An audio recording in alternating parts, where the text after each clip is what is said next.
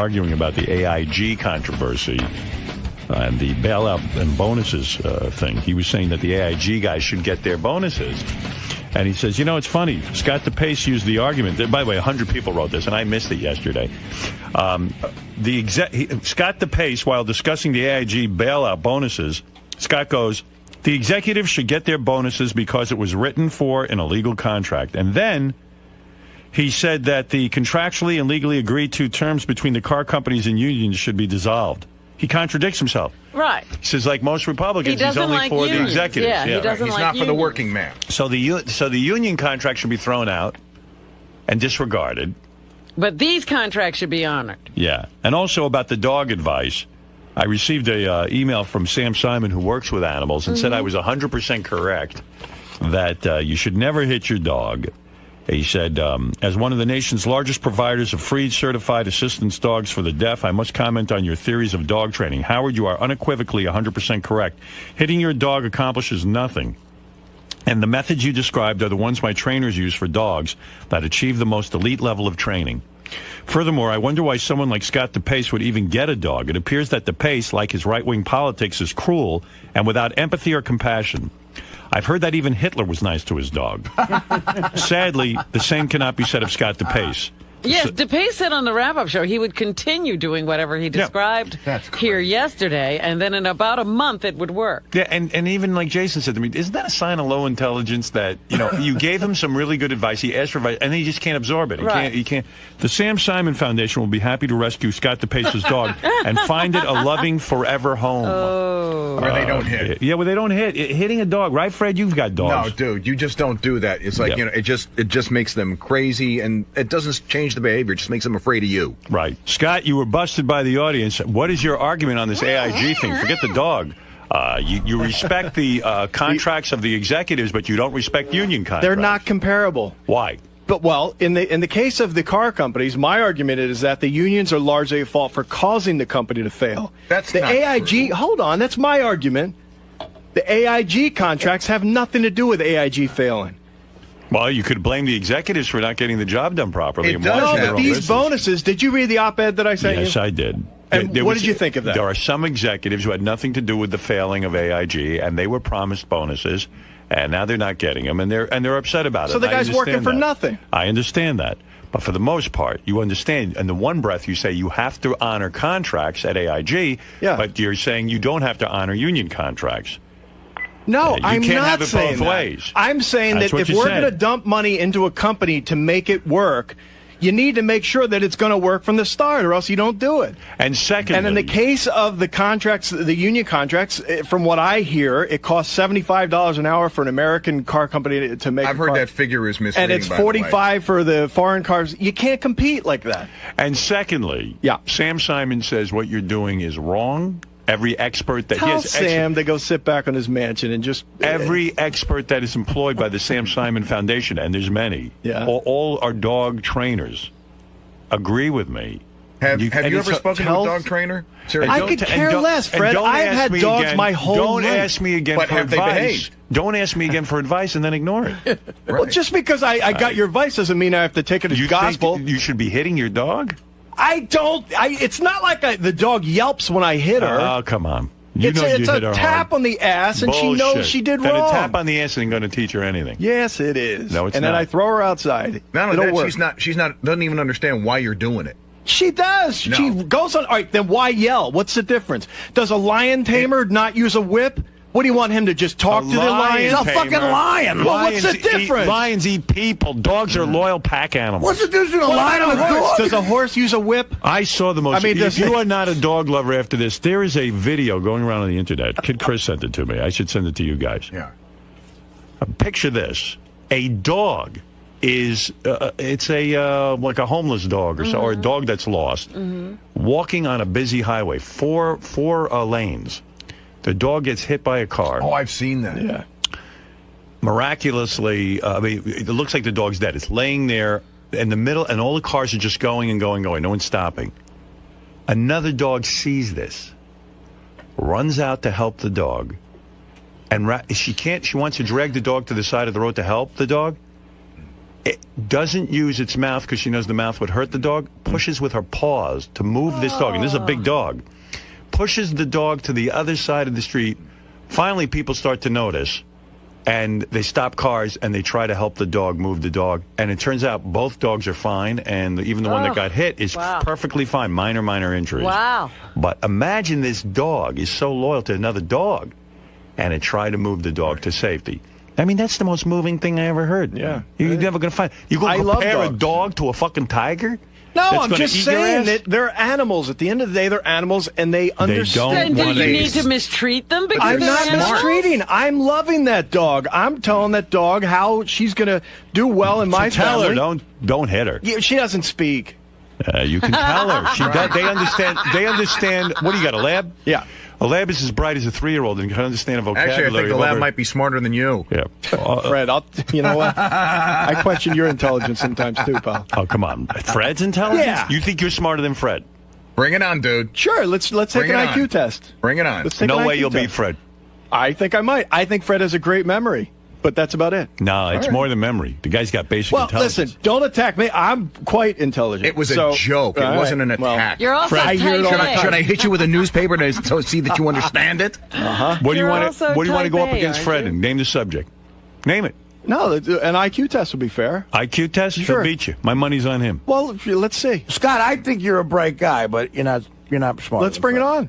Fred, you think you'll beat him in an IQ test? Any chance I could lose money here? I'm not going to take it. You won't? No, because I don't like IQ tests. You don't want to know. Yeah, what was an IQ test for someone of our age? What does that consist of? Logic questions, like basic? Yeah, logic, command of language, patterns, spatial. Right. Hey, listen. Memory? Let me tell you something. Anyway, my dog loves Fred. I'll tell you why Fred's smarter than you.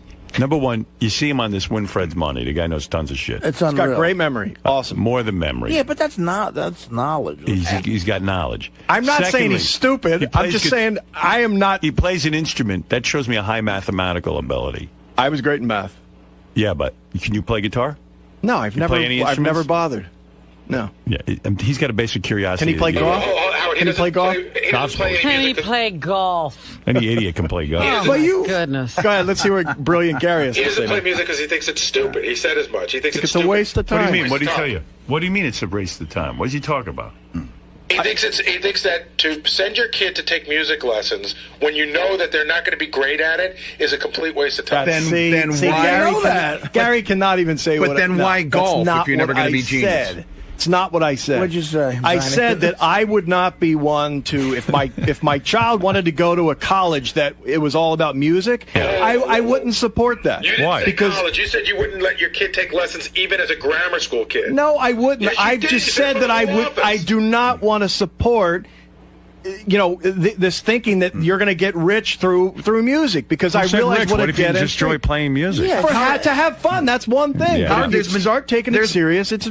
There's been seriously. There's been studies that have been done that prove when kids take music courses and play music, it improves the right side of the brain, which is the math section, the language section. Listen, you it guys makes them better students. Go back and look at that refrigerator back there in the kitchen and see the thousands of CDs that are sitting there that people put their life and heart into, and they get nothing out Scott, of it. you really sound like a McCarthy error.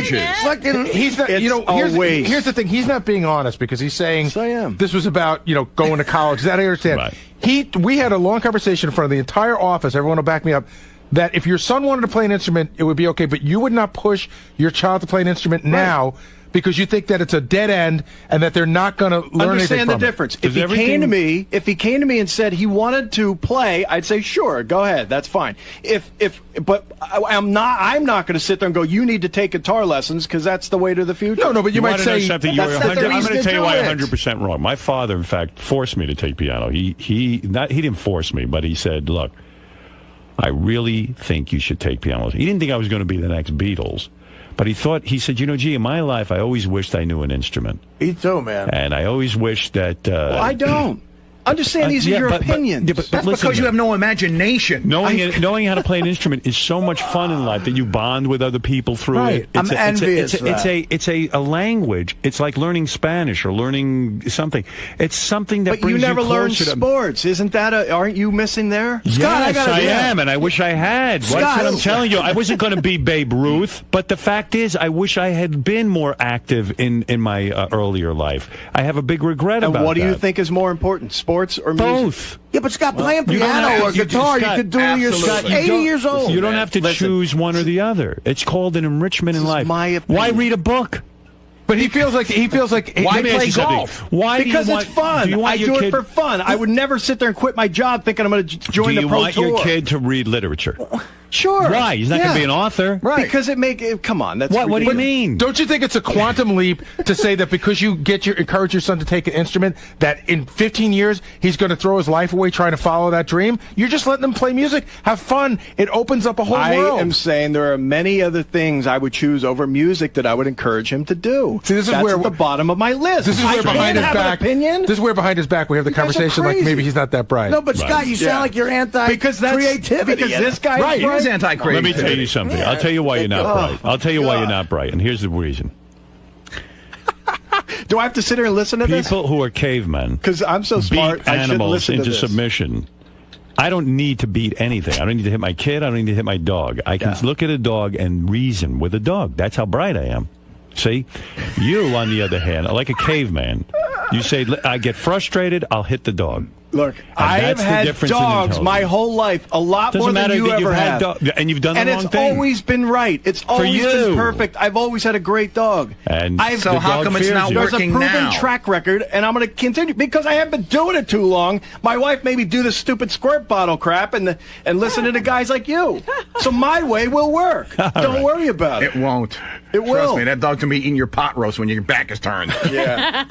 That dog's not loyal to you. So I should listen to Howard and go, no. Or whatever the hell it was. That's a step in the right direction. All right. Any dog expert will back him up. No dog expert backs you up. I don't need a dog expert. Scott, when I was a kid, my father, we literally spent hours hitting grounders and everything. Yeah. And I had so much fun, but I really wish half of that time was spent on learning an instrument. Great. What would they have done for you?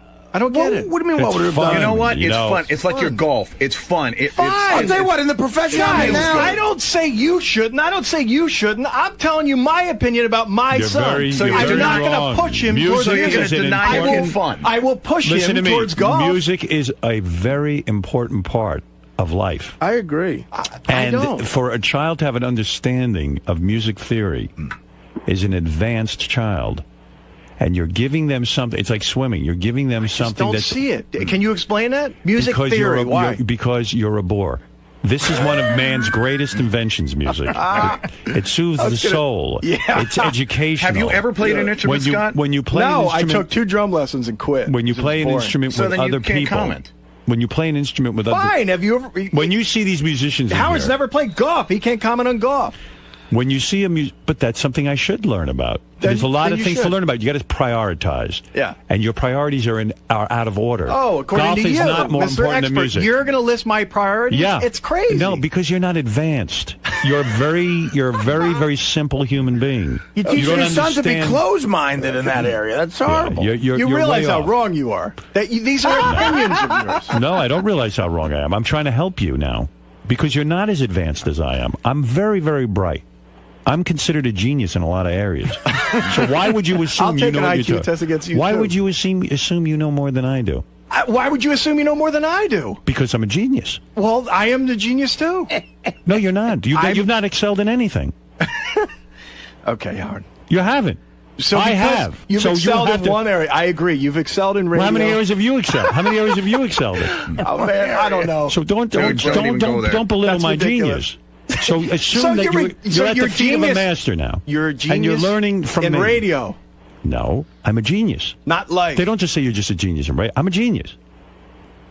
They didn't walk around. Einstein's a genius only in math. He's a genius. When you're a genius, it's like being a doctor. You're a doctor. You're a doctor. You're a genius. You're a genius. I'm a genius. Not many people are. Well, I happen to be a genius. Who in this room do you think you're smarter than? Listed. Everyone. I think he thinks he's smarter than everyone. He's like you think you're smarter than everyone in there? Sure. Oh, boy. Listen, I don't think you're stupid. I'm just saying. I'm done trying to help you. I'm done trying to help you. It's ridiculous. Scott, I'm done trying. I certainly am smart. Benji might be up there. Scott, I'm done trying to help you. I'm officially announcing now. Others can help you if they want to. All right, good. I don't need any help. I don't want any help. It's a lost cause. How many people would love to have an audience with me where I concentrate on their problems and their areas where they need improvement? Many. Well, and I've given this to you, but this gift is no longer available to you. I've tried. You're on your own I can now. help you, though, if you'd like. That's okay. I don't need it. I'm evolved. You can leave. Thank you. All right. I mean, if your son came to you I and think said, the I only way want he's to play going to the help guitar... you if he removes half your brain. That's We're how he can done. help All you. right, It's done. okay. If your son wants to play the guitar, you're not going to say, that's great? I said, sure, I'll sign him up tomorrow for lessons. That's not the point. All right, thank you. The point was, am I going to Thank say, you need to go play guitar to be a better person? No, that's not going to come from me. Right. No, you don't say to be a better person. That's what this is all about. No, you're saying you're planning on giving your son life lessons and advice. Yes. One of the things you should offer to him is music lessons because it's important. You know, understanding music. I'll give you an example why music theory is important. My dad, it was the reason he was hung up on it. My dad decided to become a recording engineer. And as a recording engineer, he worked on many commercials. His partner, who had a musical background and could play piano and sing, actually, he became a very valuable recording engineer because whoever came in wanted a guy, they wanted to work with a fellow musician. He understood music and how to cut on the beat and all this stuff. It made him a better engineer. All right. My father said if I had this piece of education, if I had this information, not that he was in music, but understanding music theory would have given him the language to be a better recording engineer. And so he recognized, well, of course. That's why my daughter's fluent in Spanish. Now, when she went out to look for work, her job now, they pay her more money because she knows Spanish. She's invaluable to them. She's interpreting every 20 seconds. Only because she's a good kid. There's a lot of good kids out there, but she's got a skill.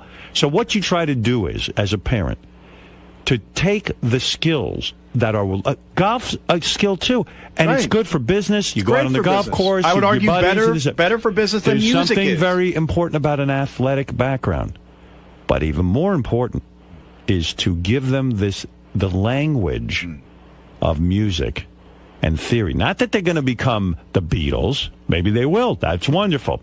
And that's what I don't want. I'll tell you my frustration. You don't want you to become the Beatles? I don't want them to think that they're going to be the Beatles and then waste their life, waste their education, waste their time. That's delusional. No, that's what happens. No, how many? Doesn't. Again, Listen, how many records I'll back give you there? an example. All those guys, I guarantee you, they don't have normal jobs. The late, great Sam horrible. Kinison used to do this show. And Sam would come in, and Sam was a pretty good guitar player. Now, Sam is a stand-up comic. He would dabble in guitar. And there was nothing cooler when Sam would come in. He said to me, hey, why don't you go up on stage with me? Well, we'll jam. Now, I can play basic guitar. I'm not any good. I wasn't as good as like Sam was. But I could get up and jam with him in this language. And it was terrific. And, even you want your sons to get laid. Howard, girls melt. When Fred, who is a complete, almost a sociopath, and not even able to communicate with human beings. If that's what's going to make a girl melt, he would sit down and play guitar. I saw beautiful women melt at his feet. That's ridiculous. There's a man who has tremendous problems. So there you go. And you're saying your hero, Richard Nixon, played brilliant piano before he trashed the country. He's not my hero. Reagan's my hero. Like, as a comedian, I would love to be able to write a funny song on guitar. He was a genius. That's the point. And, you're a director. Howard, you're biased. You're a director. You're biased. You're an entertainer. No, listen, that's why you're in show business. You're a director. If you understood music and music theory, when we have musicians in here, you'd be able to have a certain understanding of what you should be even filming. I agree. For that one little part. Yeah. It's a very important part of life.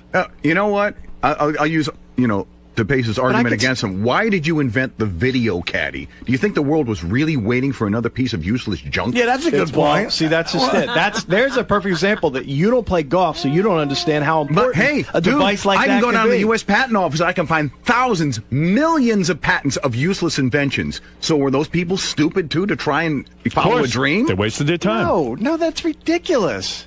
Well, I'm using your argument with why you're against music. No, it's not a good point. You guys are all biased because you guys are entertainers. Of course, you like to play music. But you're not an inventor, so why invent? But I haven't put my life savings or my every minute was your of my brother day. in a band? Is this what this is about? There's part of that. Did your brother have a band? And did it fail? Oh, was he jealous? Yeah, but it was just no, nothing to do with jealousy. Was he jealous? Yeah, I have a sister and a brother, very musically talented. It got them both nowhere. I know that for a fact. What about the satisfaction of knowing how to play? Well, what about the satisfaction of knowing how to, I don't know, build a house out of cards? That's important too.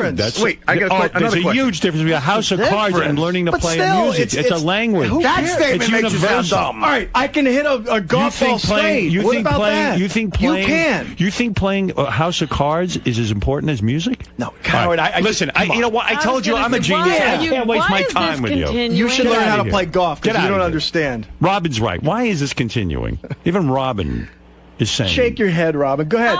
I didn't. Robin, who learns a useless thing every other day. Horseback riding, then car racing.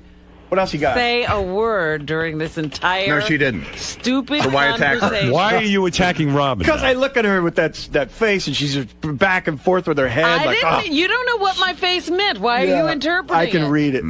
All right, listen. That was his face reading course that he never took. You have stolen 10 minutes of our life. Yes. Oh, wait. This is Cookie on the phone. This is Scott's dog. Cookie, go ahead. Finally, an intelligent conversation. See? Are you mad? Are you mad at Scott? Don't bark, Cookie. Shh. Shut up. No. Dog's saying it hates you. Actually, Say Scott like is probably a man. Let me talk to Cookie. Cookie. No. See, she shut right up. Scott is actually a math genius. You ran a cocaine ring, I think, for a while, right? Yeah, a cocaine ring, Artie. Yeah, that's what it was. Oh, that's right. He isn't more intelligent than I. Cookie. I couldn't do that. Cookie, bark twice if you want me to rescue you and send you to Sam Simon's. I've seen Sam's place in Malibu that he built for dogs. Can I have one? A lot of humans would love it. Go ahead, Fred. Talk to Cookie. Cookie, bark twice if you think the video caddy is the most useless invention you've ever seen.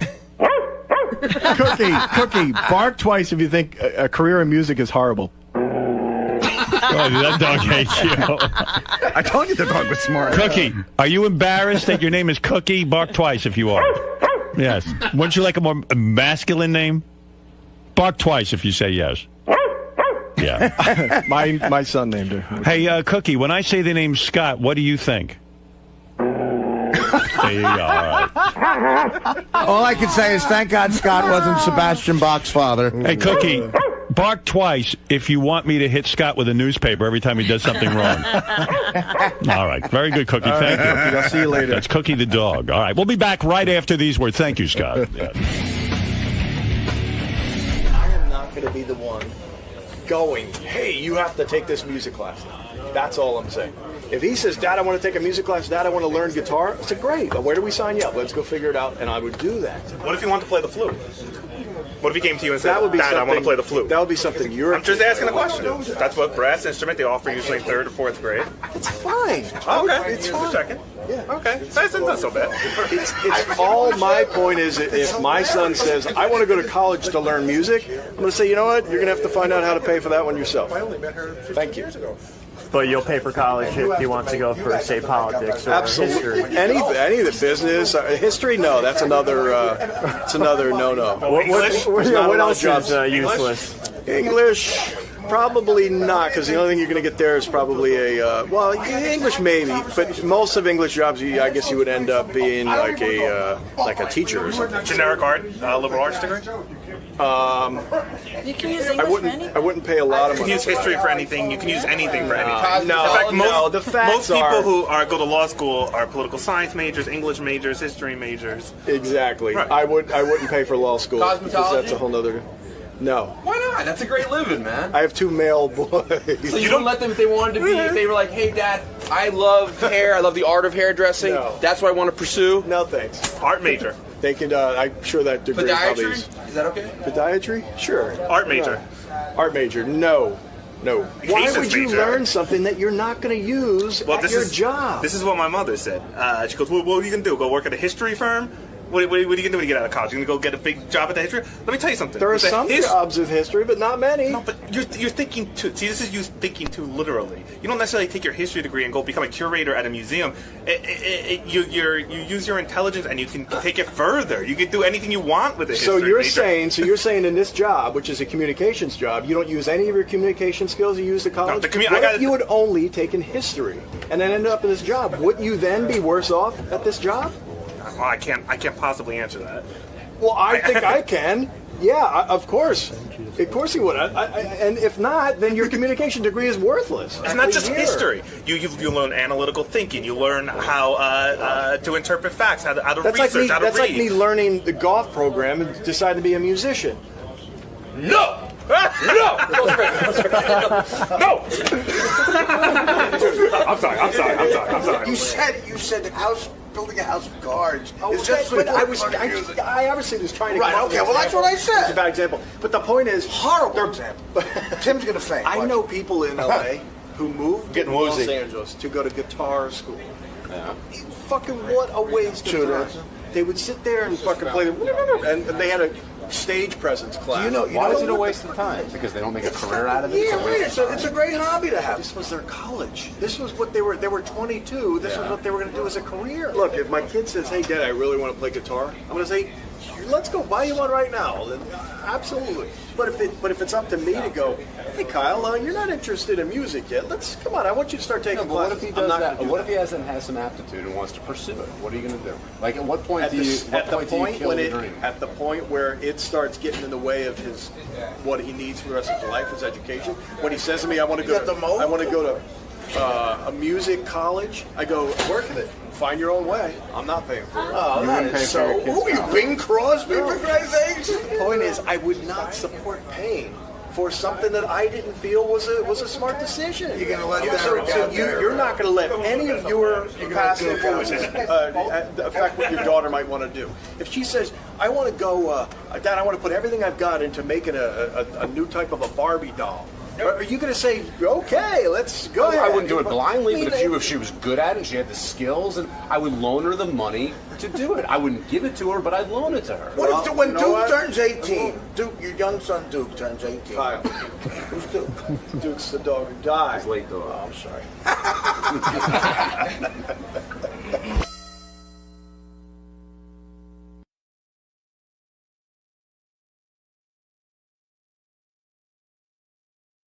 My tea. I'm here for a Howard Stern show on Sirius. It's my first visit. I wanted to wait a few years, make sure that it worked out. So far, after they filed for bankruptcy, I figured, well, I better go just in case they shut down tomorrow. I'm going to get Rob Schneider right in here. Rob used to be on Saturday Night Live, went on to movie fame, just released a movie on video. I don't know why...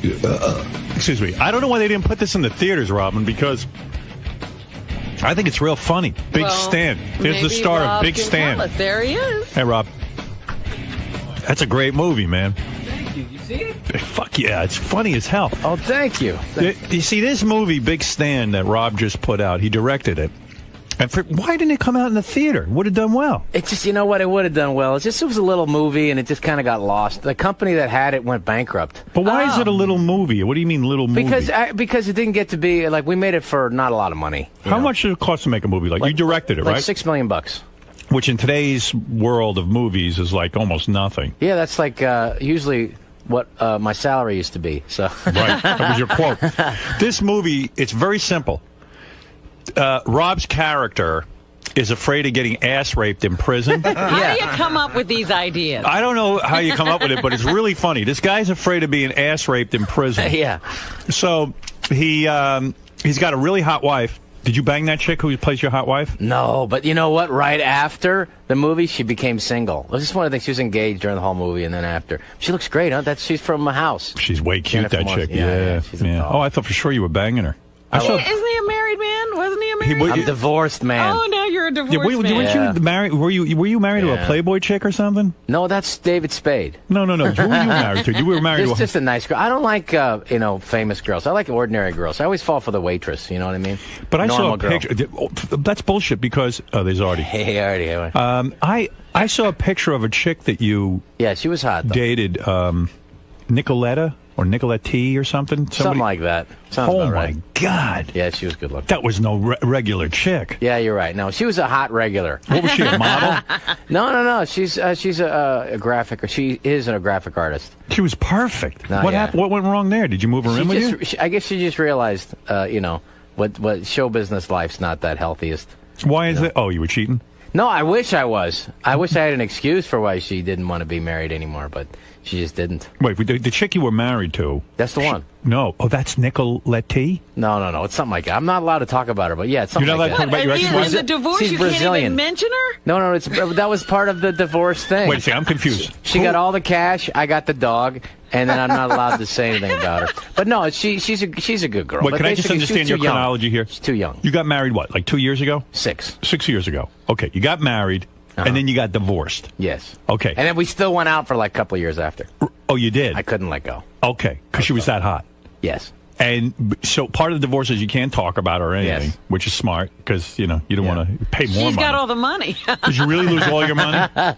Yes, all the cash. All the cash is gone. Wow. All right. Still have some of the possessions. The cash, all that American cash went to Brazil.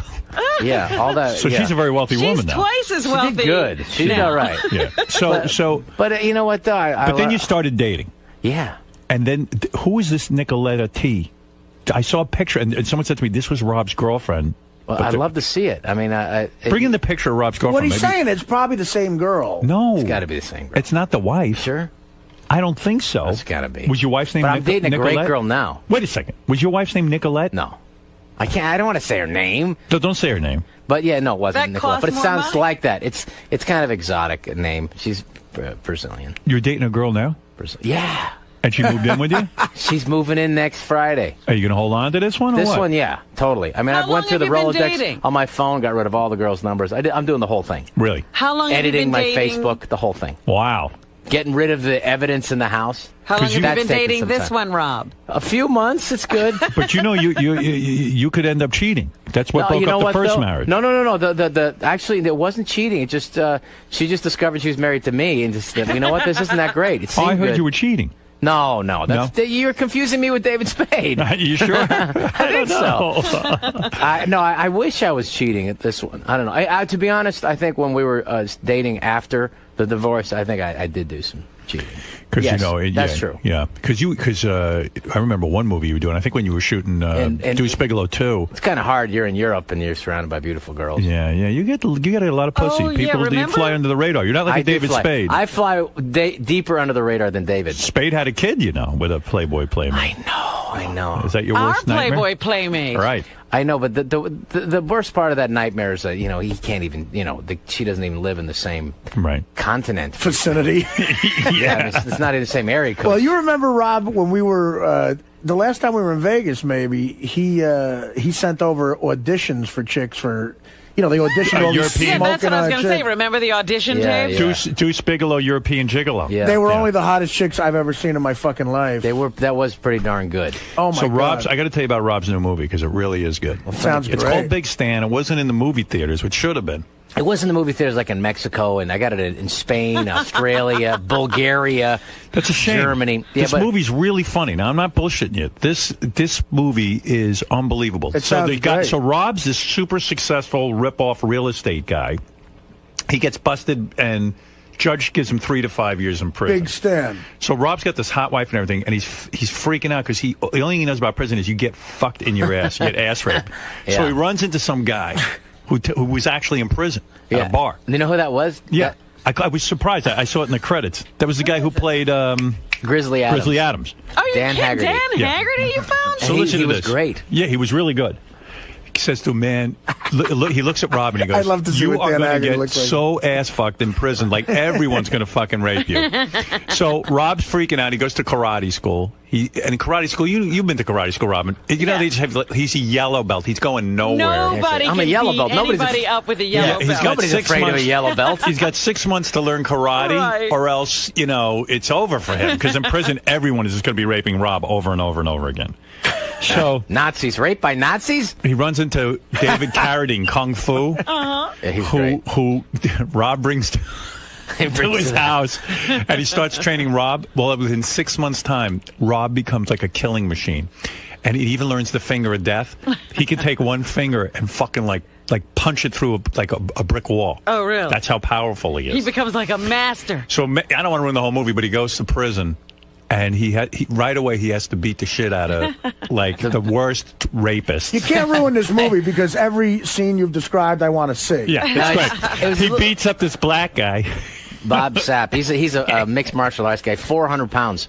400 pounds. 400 pounds. This black guy's in the middle of raping one of these prisoners, and Rob goes, "Come here," and it beats the shit out of him. Then he beats up the entire Aryan. You know how everyone's broken into groups? Right. He beats up the entire Aryan nations. Like all of the guys. That's good, because if you're a white guy going to the joint, they tell you, I don't give a fuck if you're a liberal. You have to join the Aryan Nation, otherwise you'll die. So Big Stan is coming out on DVD when? Tomorrow. Yeah. It's just something that, like, it was a little too dirty. The studio, Columbia liked it, but it was a little too dirty. And they so there's some stuff I said, you know what, I want to make this just like this, because it's about, to me, that's what's funny about it. It's a guy afraid to get raped. What's interesting is that women, everything is rape in this movie. It's so great. It's like it's the guys who are either getting fucked in the ass or fighting not to get fucked in the ass. Yeah. And then Rob at one point fights a guy and gives him the finger of death right up his asshole. Yeah, like everything is ass and like guys. It is. I ban rape in the prisons. Yeah. And they say, well, what about for child molesters? Okay, then you can rape them. And what about what about the guys pedophile. convicted of rape? Yeah, you can rape them. Pedophiles. Right. What about counterfeiters? Wait a minute, you're the Big Raymond. You're the only counterfeiter here. Oh, you just want somebody to rape you? And so anyway, it's all about ass raping. Well, it's kind of timely because the guy's a white-collar criminal, right? And right. We hope that a lot of white-collar criminals go to jail right now. Yeah, I should have said he was from AIG. Yeah. And like, what's funny about this is like there were like accidents on the set during this. David Carradine broke his hand or something. David Carradine broke my finger.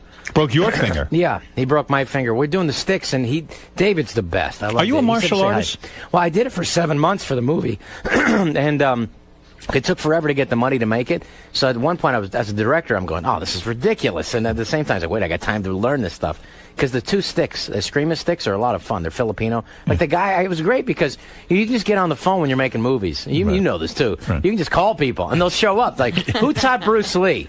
Get that fucker. Right. And then the next thing you go, we got the guy who introduced Bruce Lee to the nunchucks. This guy, Guro Dan Inosanto. Right. He taught me to do the nunchucks. Well, yeah, you look pretty authentic doing it. It was good. I got ripped, and then I think I got out of shape in about a week. Yeah, after the movie. but you did real well. And then also you collapsed on set from exhaustion. Well, what's that all What is about? going on there? I was starting to get a little cocky. First of all, I practiced the heat because we shot it in up in Stockton in a prison with real prisoners. We had 90% because they're cheaper. Right. They work for $14 a day.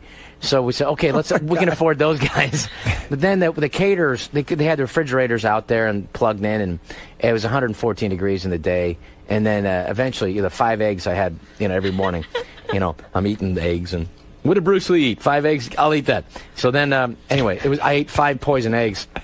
Next thing you know, I'm puking my guts out. It's the last scene in the movie that there's where you see me like walking out of the prison. I'm as sick as a dog. I am so sick. And finally, the next day I missed 1 day on the set. How long does it take to shoot a movie like this? This was pretty quick, like 2 months. Usually 2 months. 3 months. Yeah. But this was like, we were kind of relentless. I try not to work the crew on weekends because imagine getting your guys to work on Saturday. They just can't do it. I can't even get them work on Friday. What are you talking about? After 25 years. Right. But yeah, so it ended up being okay though. But 5 days, and then. But yeah, I got sick as a dog, and then they still shot some stuff one day that I was sick. But everybody was happy to be there. You know what was messed up was, I hired these great Mexican actors, former gangbangers, to be in the movie. I said, they look authentic, they got tattoos, we can have to waste time painting tattoos on these guys. They got the hateful tattoos on them, great. And so we brought them up, and they said, Rob, we can't go up to Northern California. It's the middle of a gang war, man. What do you mean? And so I said, we'll work out something. So there was a truce on the prison grounds while we're making the movie, but outside at the hotels or whatever, if they saw each other, they'd have to fight each other. Wow. But on the prison grounds. Wow. And so I was like, wow, can I avoid that somehow? Yeah, Rob trains all the prisoners in the movie to dance instead of fight, and they do big dance numbers. Big line dances. Got all the Aryans dancing with the black guys. It was great. So what happened, Rob? Did they ever see each other at the hotel? Did you work it out to where there was no stabbings? There was some mean looks at her. Right. But actually, everyone had a good time on the movie. You had to negotiate a truce between the gangs. Yeah, there was. But hey, Rob did something cool. What? You know when Mel Gibson, turned out he hates Jews? Mm-hmm. He made, surprise. Yeah. Rob took out a 2-page ad saying he was the first actor to say he would never work with Mel Gibson. I mean, not that you were going to work with Mel Gibson. Wasn't calling. But it was kind of cool. You took out an ad in Variety. But the ad was like because CNN wanted to talk to me. It's like, did you read the thing? No, most of the guys, the reporters, it makes you realize the journalists are such idiots because nobody read the whole thing. Right. Because it was a comment on Mel Gibson, what he said was bad, but it was also a comment on Hollywood being out, upset. They're upset unless they can make a nickel off them. Right. Suddenly it's not so bad. But the thing was pretty funny in there. There's some funny lines. I like that. So now, where are we at with everything? What are we doing now? What's the game plan? No, the game plan is just to, release the video. How do you get the DVD? You got to go on the You got to get it. It's on iTunes, it's on DVD, and then it's going to be on pay-per-view. It's called Big Stand. Big Stand, but it's my favorite movie because I got tired of doing the studio system because it was like a little too. Yes, I could pay for my house and my beach house and my parents, my mom's place. But at a certain point, I couldn't do exactly what I wanted to do. So this was a movie. I said, you know what? I'm going to do exactly what I want to do. Because I could have cut 5 minutes here or there or whatever.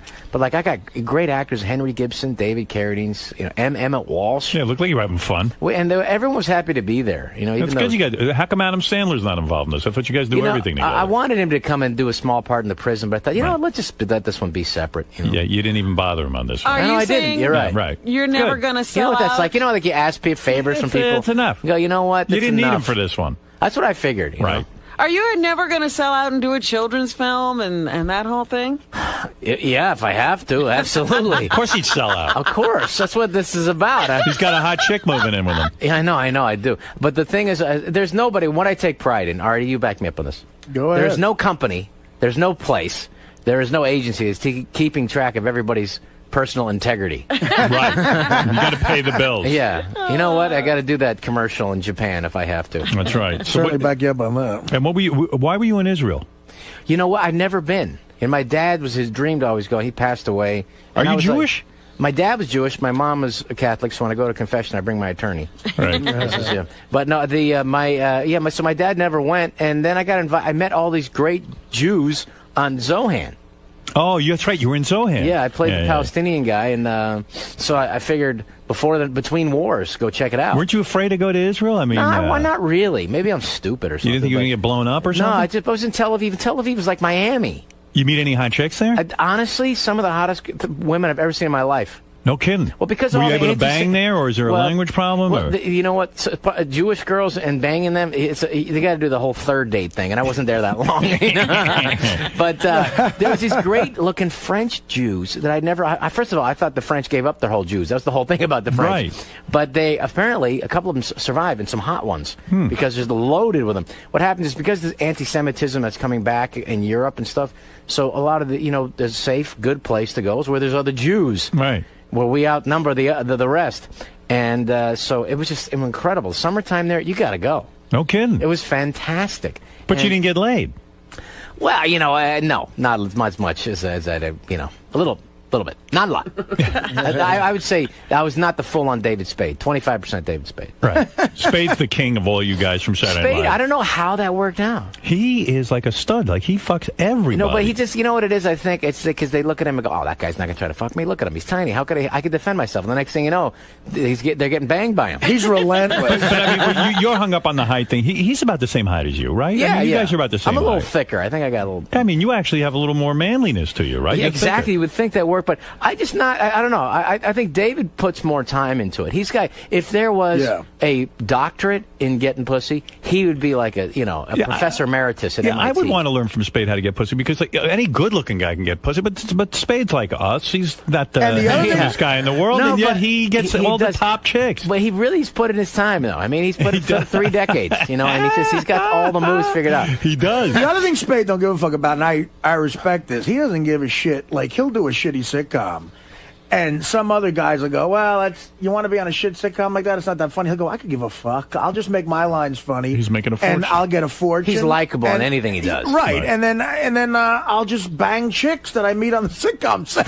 You know what I mean? He'll say stuff to you like, why the fuck did you get into this business? Some good-looking I got him girl. for money and pussy. That's what I'm Artie, doing. Yeah. must have been, and I never asked him, and I should ask him. And maybe we're doing a movie with him and Sandler and Kevin James and Chris Rock this summer. It's about some guys. It's like Adam Sandler's Big Chill, and it's all of us getting back together. Right. And because our basketball coach died, and he's David Spade. The whole role is written for him. It's the guy who's dating 20-year-olds, and I got a 20-year-old daughter. I have a 19-year-old actually in real life, and he tries to bang my daughters in the movie. But he's Sandler's really funny putting you in his next movie. I mean, this is like working into a full-time job. It's He's like working for Sandler. It's going to be like our 18th movie we work together. Does he pay decently? I mean, is he cheap with his friends? Because No, he's just, honestly, I think he's the nicest guy in the history of show business. Right. And I ask him, sometimes I'll just tell him, say, Adam, you can get anybody you want. Right. I said, why don't you hire Nick Nolte or this or this? I said, because I know you'll do whatever the hell I tell you to do. He doesn't so want what to if work this guy with those says guys. no, and we have fun together. And basically, it's like a playground. Right. It's like, because we had fun when we were, stand-ups and then Saturday Night Live. And this is like, we can hang out for a month and we can talk about whatever we want. You still watching Saturday Night Live, or you don't even bother? I don't see it as much as I used to. There's some funny guys. I mean, it's just weird to me. I haven't been on the show in like 14 or 15 years. 15 years, and then Will Ferrell, he hasn't been on in years. Right. So it's just the time just goes by. Are you hurt by that? I mean, would you like Lorne Michaels to pick up the phone and say, hey, Rob, come on, you're doing pretty well. Why don't you come on and you know help what? us out?" I would have really liked that phone call 12 years ago when I was doing a sitcom and use the help. But Right. I get it. It's like it's always been that. Well, who's hot right now? Who can help us you now? And I get that. So it's like unless you are, it's like it's not a big deal. If I get nominated for an Academy Award for Big Stan, the DVD, I'll get a phone call. But you can't take things that you know what that's like. You can't take things personally. So you're not hung up on this kind of No, thing. You're not caught up in the show business world. I got over it a few weeks ago. You did. No, but honestly though, I mean, you have to let things. You just gotta let it go. It's gonna eat you up or kill you. It's like, why can't I get this movie? Why doesn't Ridley Scott call me? How come? Because he doesn't want to call you. He's working with Leonardo, and so you just can't. What you try to do, it's like you forge your little niche out and just keep working. Because the next thing you know, I've been doing this for 25 years. You know what I'm my still favorite working. story that you told, it still is, out of everything that we've ever heard on this show? You know what I'm going to say? Which one's that? When Rob was the one, I believe, maybe I got it wrong, you were the one who told me the Steven Seagal story. I got a new one for you. You got a new one? That he wrote the greatest screenplay. I got the greatest. Wait, but tell that. Wait. Okay. Just for anyone who's never heard that, tell the first greatest. story. Okay, there's a writer that I know. I won't mention his name, but he was meeting Steven Seagal for the rewrite for the writing potentially for Under Siege 2. Right. And that was the one that broke him when it made $57 million when that was $57 million in the early 90s. And so he goes into one of those trailers, to meet with Steven Seagal, and he's on the set, and it's one of those big triple bangers where you go into this trailer and it's like you can get lost in there. It's a maze of pop-outs, It's like, which pop-out is Steven Seagal? And he's in the third bedroom to the left and the end of the hall. Big star. And he's waiting in there for 45 minutes. He's making him wait, sitting there by himself.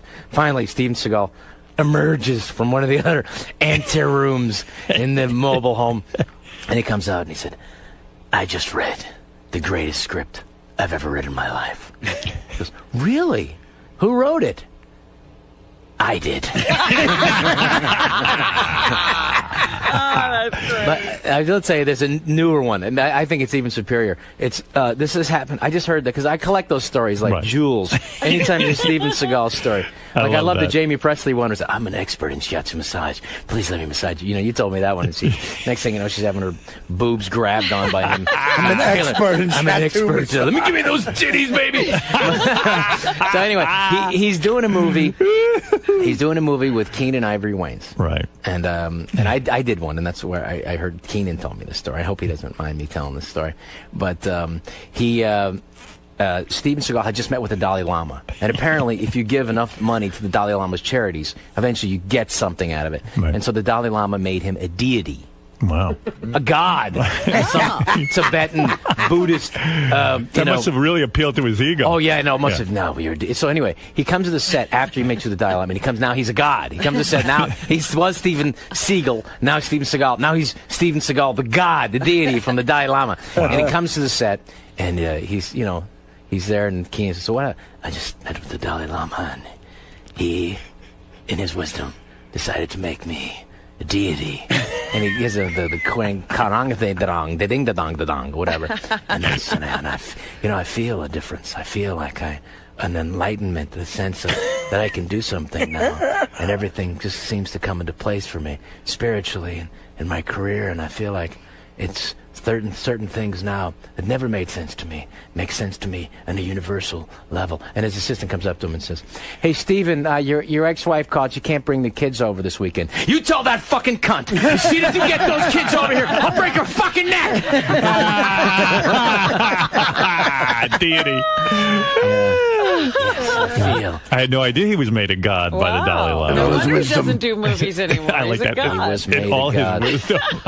He was made a god. Well, he's got to shoot from the waist up, from the chest up now. Yeah, well, it's funny. Now you're an action hero with this new movie, Big Stan, and now you join the ranks of a guy like Steven Seagal. Well, now that I tell Steven Seagal stories, at least now I can defend myself if I have to. Maybe you should have put Steven Seagal in this movie. There might have been a part for him. I would have. I just, I just think he's getting crazier and crazier as the years go on, as I guess we all are. Not like that. Not like that. We're crazy. You tell that fucking cunt! I'll break her goddamn neck! You can't bring those fucking kids! That's fantastic. So Isn't that the greatest? Yeah. So now you're in a good relationship. You should do a DVD of all Steven. You should do a DVD of all Steven Seagal movies. Because I'm ready. Stories.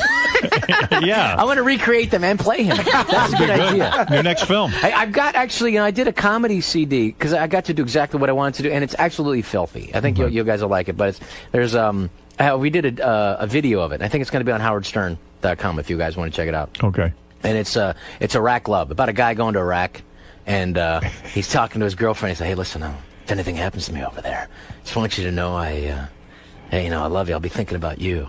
If I get if they blow off my legs, I'll be thinking about the time I went skiing with you.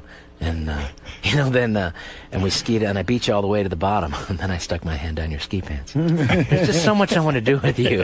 And he's trying to talk her into, some disgusting sex. I like that. But anyway, so it's, and I don't know what the hell the album, I can't get that released either. You will. Hey, Rob Schneider's film, Big Stan, is available on DVD tomorrow. We celebrate that. A couple of phone calls. How does Rob know he's in a healthy relationship now? He doesn't know. I don't know. He thinks he is. Robin, let him think that. Give me an illusion. She hasn't even moved in yet. She's moving her. in. She's moving in. The big thing is the marriage. How old is she? Is she much younger than you? Yeah, of course. Of course, okay. No, she's in her late 20s. Good, you're not slipping. That's what I was saying. I think I'm aware of the same emotional thing, and I'm in my late teens emotionally. Why won't you date a woman your age? Because why do I don't have to. No, because I actually, I still want to have kids, and it's like, I'm in my 40s, dating you my age. You have to have kids. I want to have some kids. Now, I mean, I got kids? Baby envy. I got one kid. She's 19, and she's great. She's a musician. She's at a university. I don't you know want to go how through that all over again? That's what my friends say to me. You want to change diapers? Are you an idiot? And I said, yeah. I'm an idiot. Yeah, I'm an idiot. Lee, go ahead. You're on the air. Thank you, Howard. Hey, Rob, a quick two-parter. I love the stories about the bad host on Saturday Night Live. If you could go tell some more about that. And also, I'd like to know your thoughts about Jay Moore's Saturday Night Live book. Well, that was. By the way, you know what? I'll talk about the Jay Moore thing first. You know what? He described me as a very interesting asshole. I think that was a good description. That sounds like an insult to me. No, you know what though? But I guess at the time, he's a guy who's struggling to get on. I wrote his first bit to get him on. Right. The first thing he ever did on the show, so for him to call me an asshole. But no, I find it to be, pretty accurate, and it's okay, because it's like, at a certain point, that show turns you into an animal. It just does, to survive. Why did he call you an asshole? But what about you? I just think, just because, there was a certain aggressive quality you have to do to survive there. But you were generous enough to write his first bit. I know it. I know. But actually, again, I kind of you develop a thicker skin. You have to. What did he say you did that made you into an asshole? What were examples given? He would eat sushi with a jeweler's loop to look for parasites. Really? That's a great story. I will tell you this. I will say that was a joke. It's getting me thinking. Maybe I should do that. No, but you know what happened was a friend of mine had sent me some jewelry, and I'm looking at it, and he sent me a scope to look at it. So when he came in, what I did is to play a joke on the new kid. He's just for him. I just took the sushi that I had. I started looking at this. I'm looking at parasites. You don't do that? And I never told him it was a joke. Oh, that's funny. Yeah, I just play jokes on people, and I guess around the writer's room, if somebody said something or showed weakness, I would attack them. And, right. So you were aggressive back then. Yeah, and it was, though, at a certain point where you realize, because at a certain point you say, God, this guy's an asshole, and the next point, you know what, I'm the asshole now, and so you can only be there so many years. It seems like there's anyone who's been on Saturday Night Live writes a book about what it's like to be on Saturday Night Live. I just saw that. Franken and Davis. Yeah. Davis has written a book. He just wrote a Saturday Night Live book. I actually been reading it. 30 years after he's been there. I know, but I've been reading it, and it's like, you pick up odds and ends. I'm always fascinated for some reason about Saturday Night Live. It's an institution, but I never spoke about it, because I never talked about it in the books. People asked me about it. You know what? Because, hey, that was my break. Well, why would I step on that? I remember when I first got there, it's like, this is the greatest show ever. What were you doing before you got? What were you doing? I was a stand-up. You were a stand-up. I was barely even in show business. How did you even get discovered by you? I got on the HBO Young Comedian special, which is like, basic. And I was on David Letterman a couple times, which means you're in show business, right? Technically, right. But you're working comedy clubs. But you're working comedy clubs, trying to get acting work or whatever. And then there's not a lot of really funny people out there. So if you're funny, I always figured, no, I'll get my break sometime. And then I was writing for Roseanne. Like, I wrote one of her HBO specials, and then the next thing I know, she offered me something on there to play a gay guy on her sitcom back in the day. And then at the same time, I got offered Saturday Night Live. I said, you know what, Rosie, I got to take this. Right. Rob, you were on SNL when Alec Baldwin and Kim Basinger hosted, right? Were they fighting and stuff? No, they weren't at all. Alec Baldwin was the most talented guy who ever hosted that show, in my opinion. Him and Christopher Walken. Yeah, those guys were. I think you're right. He was phenomenal. I mean, he's funny. He could have been a cast member. He could have been. He should have been the biggest movie star in the world if movie stardom was fair. You ever see a movie he did called Blue? What's the name of that? Oh, yeah, Miami Blues. Miami Blues. He's amazing in that. Yeah. It's like, this guy's a freaking movie star. The fact that he didn't, it's not anything about him. It's just a weird, tough business. Yeah, maybe he just didn't get the right movies or something. That's all it's about. But he's still, I thank God he's working now, because even on TV, he's great. Well, he turned down that franchise that Harrison Ford took over. Not exactly. Yeah. He didn't really turn it down. He stopped. Instead of making that, he did a play on Broadway, and that's the one thing they'll never forgive you for. Yeah, right. If you don't make, if Hollywood has a chance to make $200 million and you prevent them, they'll nail you for that. Steve Martin was a great host. Steve Martin was great. But yeah, Tom Hanks was good. Tom Hanks. But my favorites. What about Jason Patrick?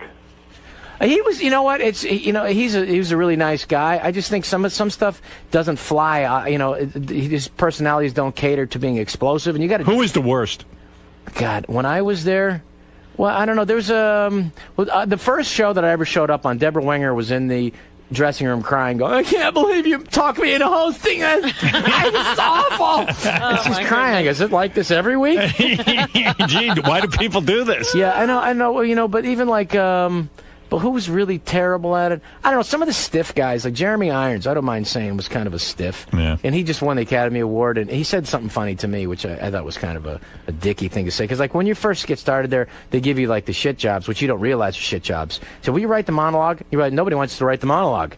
And so you kind of write the first draft, and they kind of punch it up. Yeah. So Jeremy Irons, and he said to me, he said, oh, no, this line, it's not funny. He said, this isn't funny. This is funny. He just moves his fingers 2 inches over. This is funny, not this. And I went, oh, yeah, no, I'll go. I can make that change. Yeah, great. I don't care. The arrogant guys were like that. I saw Lorne Michaels somewhere said Steven Seagal was actually the shittiest. You know what? I liked him on it because he would say the crazy stories. Like for me, it's like the crazier the better. Right. Like because I did a couple movies with Stallone, and it's like the crazy things that that guy did. It was like to me, it's fascinating. I know because it's like it's beautiful. What is fascinating? The behavior, the out of control behavior. Like when Charlton Heston was the nicest guy I'd ever worked with, and in that show or anywhere else, because he would tell you stories about Cecil B. DeMille, and I should be writing this down, but it's going to be weird if I'm writing it down in front of him. He might stop talking. But he had a beautiful, wonderful, and crazy quality. Like you couldn't put the wig. He had the toupee. You couldn't acknowledge that he had a toupee. So when he's wearing a toupee in the show, he had to put the toupee over his toupee. And I said that's beautiful. Oh my goodness. Is that right? It was just a beautiful Get the fuck thing. out. You're telling me Charlton Heston, they put a toupee over his toupee? Over his toupee. Because you had to acknowledge that was his real hair. And there's a great thing about when Seagal hosted, and Seagal was There's two things about, but when he was there's nothing to really talk to him about because but when he's a deity. Right. This is pre-deity. Yeah, this is when he was a regular guy. Anyway, so Jim Downey, the head writer, was there. I'm just sitting around with them, and it's like you don't know what the hell to say to Seagal. He says, hey, there's a thing in the newspaper about there's the mob. It came out that they were the mafia was in charge of getting rid of this toxic waste, and what they do, in Manhattan, they would top off the gasoline in the taxis with toxic waste and just burn it out in Manhattan. Anyway, so the next day he comes into this. He comes to SNL and he goes, I have proof that the mafia is taking toxic waste and topping it off in the gasoline of the taxi cabs. We just told you that yesterday. You can't yell that at the guy. So, yeah, wow, that's interesting. You must get the inside scoop. What is that? You know what I'm thinking of? And I thought about it later, but he must have told that story 12, 15 times. He forgets where he heard the story. It's just that's a wonderful lunacy. It's a beautiful quality. Wow. I wish, God, it's just those things that you collect like diamonds. Is this what goes on the set of the Adam Sandler movies? You guys sit around and tell old stories and crack each other up? It's fun. I mean, we're literally, it's that kind of fun. But we work hard too. But Seagal, that's the greatest. You should hang around with him all the time. I gotta just recreate unbelievable proof. Just follow him. I should ask him for the proof. I have proof that's unimpingible. That's such a word. The mafia is that he must have told it 25 times. God. Rob, how about Stallone? How about some wacky Stallone stories? Well, first of all, you can't. You worked with him on Judge Dredd, right? I did 2 movies with him, one good one and one mediocre one. But it's like he hired me. So how do you say no? So how do you say you don't like a guy because he wants to hire you?